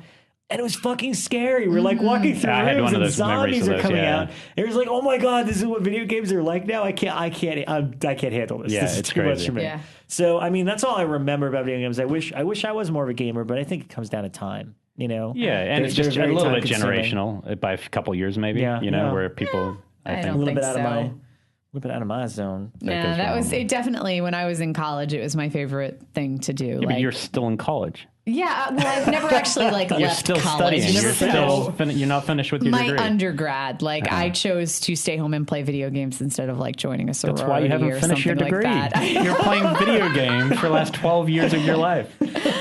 You got to sober up, Bekah. I know, I really do. Actually, I haven't played video games in so long now. I don't even know where I would find time anymore. We had at one point, I was reviewing video games for Fangoria, and I finally had to say, we have to find somebody else to do it because there's no way I would ever. I think I would do it if it was the holodeck in Star Trek. That is what I would be interested in now. Where I just walk into a reality virtual, Lawnmower Man type virtuosity stuff. That is interesting to me now. But the playing stuff with my thumbs and stuff is. I did like the Cronenberg film about it though. That was cool. Where it kind of goes onto the hands. Which one's that? Existence. Existence. I thought was an interesting comment on that. Yeah. No, I can't even cell phone games. For a while, I was like, "Oh, Angry Birds is fun," or Cut the Thread, whatever the thing with the spider is. But I can't even do those now. I just don't even have time. I never find myself sitting idly for long enough to do anything like that. Yeah. So. Top 5 horror sequels. We've already we do? No, we didn't touch on We can go super quick. I went unlikely horror sequels. We could all say Freddy or whatnot, but I went weird ones. This is from Tyler Vickery, who suggested it because he loves when you talk about Hellraiser 3. Yay! Thank you, Tyler. I don't know why, Tyler, but sure, this is for you. So does Carl Kuchta at Jump Cut Cafe. Oh, God. That's one of his favorites. These kids. Yeah, they like the CD it's Cenobite. Some good stuff. So I went weird. I put White Noise 2. I put really weird. Yeah, I know. Well, it's an unlikely good sequel where I like 2 better than the first one. Same with Wrong Turn 2. I like the sequel better than the first one. Final Destination 5. Okay. Yeah. I mean, all 2. Yeah. Unlikely, really good sequels. So that's mine. I mean, there's my 5 are generic, and not generic. It's just I Nightmare 3, Exorcist 3, Evil Dead 2, Psycho 2, Basket Case 2. And you said Evil Dead 2, right? Yeah. Okay. Yeah, I mean, I like Hellraiser 2, Devil's Rejects, Inferno by Argento, Halloween 3. Okay. Halloween 3 is becoming one of my favorite movies. It should be its own movie. It should. Yeah, you're right. It's not a sequel to anything. So that's actually very true. It's not a sequel at all, just a number. But I think Inferno is a very interesting sequel in a pure dream logic state. There's no real narrative compared to Suspiria. Well, I can't believe that we're saying Suspiria has so much narrative structure to it. But it has it's the story. Picture of plot logic. But Inferno is just you're just watching imagery unfold, basically. Okay, cool. So, we could do a whole episode on that. Yeah. Really quickly, horror novels and short stories. This is from Jason LeBlanc. Anyone have a list of just a few quick things? I do. Anything Clive Barker, I still just, anything he writes, I'm just oh, this is genius. This is weird for me. I am attracted to books about slugs, insects, crabs, or killer fish. Any of those, it doesn't matter how bad the novel is, I'm reading it. So, I'm there for any of those. And when we're talking about things that we would love to see remade, there's this book that I'm sure that there's a generation of people out there who also read. I read it when I was in 4th grade called Wait Till Helen Comes. It scared the bejesus out of me. And I've wanted to see that made into a film for so long. It's never been brought up. It would be a wonderful kids film, but Wait Till Helen Comes. It's an amazing kids book, and it's super scary. Okay. What happens when she comes? Well, you just have to read the book, Elric. Okay. It's on a 4th grade level. I read it in 4th grade. I'll have to imagine what happens when Helen comes. Okay. There's a book I really like called The Cipher by Cathy Koja. It's kind of punk. It is part of splatterpunk. Skip actually put me onto that. Oh, cool. Years ago. Really liked it. Damnation Game is one of the ones that really left an impression on me by Barker. It's the least, I wouldn't say least horrorish, because it's not like Books of Blood where everything's torturous, but there's something in it that I'd never come across. lot of Stephen King, you know. But the thing I liked most of all of King's work was the short story of The Mist, and I dreamed of that as a movie for years and years in my brain. And that's part of the reason why The Mist, the movie, didn't really work for me, is because I already had a version in my head, you know, and I'm sure a lot of people did, because it's a short story. It's like 45 or 90, or maybe it's 140 pages. It's not a full book, right? But there's lots of little things. I wish I read more horror fiction now, to be honest. I mean, I wish I could concentrate and have the time. It's great when you have the time, but it's harder to get to them. And I just quickly just Googled Wait Till Helen Comes. And apparently it was supposed to be made into a film. Variety announced it in 2011 that there was going to be a film adaptation starring Jennifer Love Hewitt. And she was going to direct it. I'm sorry, she was not going to star in it. I'm reading it right now as I say this. She was going to direct it, and it went into development hell, and nothing has ever been done with it. That's probably good. Yeah. Damn it. I still want to see it made. For me, coming off of your comment on The Mist, Stephen King's Skeleton Key, his collection of short stories. My cousin Danny recommended a story in there called Survivor Type, which is so brilliantly written. It's one of his scariest, creepiest stories. Is that the guy on the island? Yep, the guy stuck on the island. I saw a short story, or short film adaptation of that at Shriekfest a couple of years ago. Somebody recently made a short of it, which it's okay. Andrew Cash really liked it. He told me about it. Andrew liked the short. But reading the story and the disintegration of this guy's mind it's an incredible piece of fiction that he wrote. So I love that. We've all mentioned Clive Barker. I say start with the Books of Blood. Right. They're all great short stories, and he's one of those writers that's so eloquently written that I feel smarter when I read his stuff because it's just the way he words his stuff. I never read Coldwater Canyon. Is that the one that has one? Yeah, I picked that up recently. I haven't read it yet either. It looked interesting. It's it's so hard to know. I mean, also I would say Bret Easton Ellis' American Psycho, to be honest, is one of the best books I've ever read in terms of pretty crazy. It's rough, but you get inside a mind. A mind, all right, It's so messed up. But that book, I felt like I was breaking the law reading it. Like, you know what I mean? Like I felt that criminal reading that book. Also, Perfume, The Story of a Murder by Patrick Siskine. Perfume. Great book. Love it. I liked the movie. Impossible to adapt that, though. Impossible to adapt. I thought the movie did a pretty darn good job. Not bad, but it's impossible because it needs that other sense. Yeah. It's like literally the one thing you can't do it unless you have smell-o-vision. Yeah. No, they did a pretty good job, I like that movie a lot. Laurie by Robert Bloch, the creator of Psycho. It's one of his obscure novels that's never been adapted. And the thing that caught me, and I might have talked about it on the show before, is the quote on the front is Stephen King saying, "I read it all in one sitting." And I was like, wow, if it's that captivating. Right. So that's a really good one. What's the idea on that one? Do you remember? It's been so long that Okay. I'm just curious to read it myself. I'd actually like to reread it myself. Valentine by Tom Savage, which was adapted into that slasher movie in the 2000s, but all they share in common is the name. It's actually a really, really great book and murder mystery. It'd be really hard to adapt into a movie, which is why they just took the name and that's it. And believe it or not, I actually rather like the book Warm Bodies by Isaac Marion, which you read the book and you're like, I don't know how this could possibly be made into a movie, and yet somehow they made it. Jonathan Levine made it into that movie. But I actually recommend the book of it. I think it's really, really good. I want to read some Joe Hill.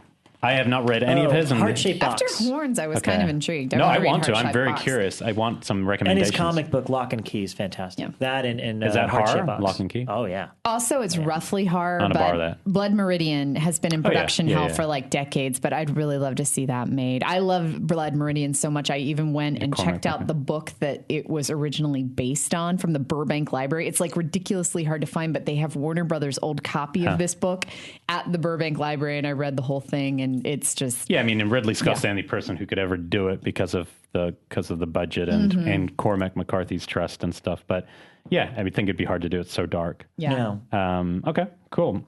Was that most of our stuff?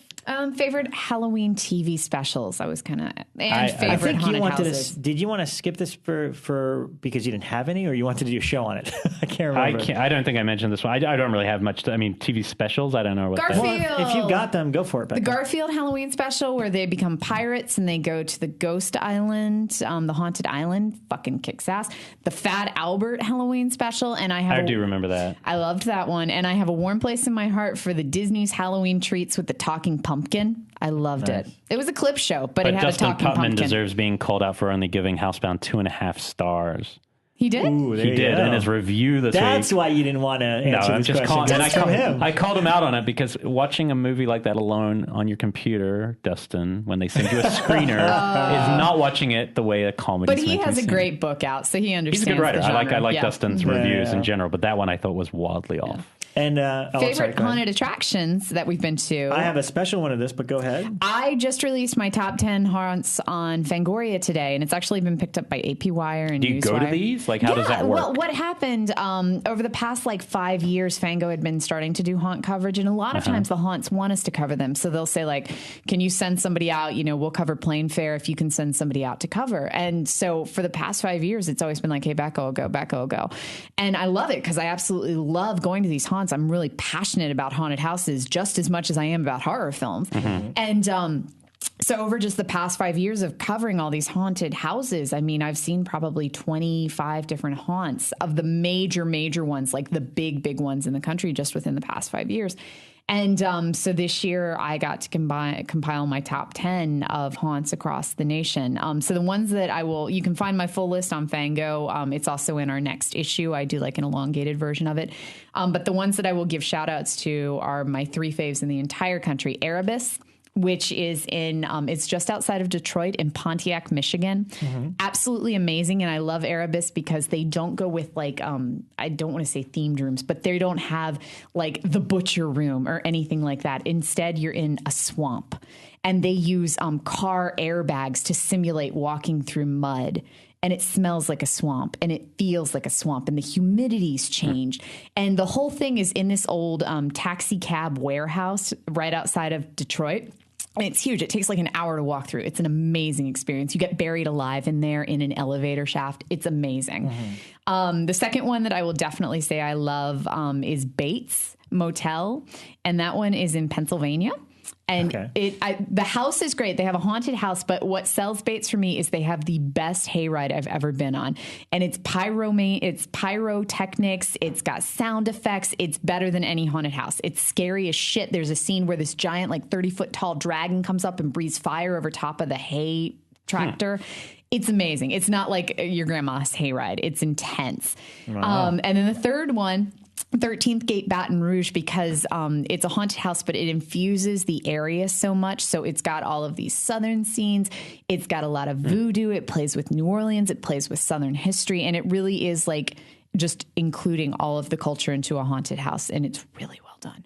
So, yeah. Wow. That's my faves. Well, I didn't have anything for this, but what I do know is that our friend Darren Bousman, he is also a haunt enthusiast. The director of the Saw sequels, Saw 2, 3, and 4, and Repo, and Mother's Day, and The Devil's Carnival.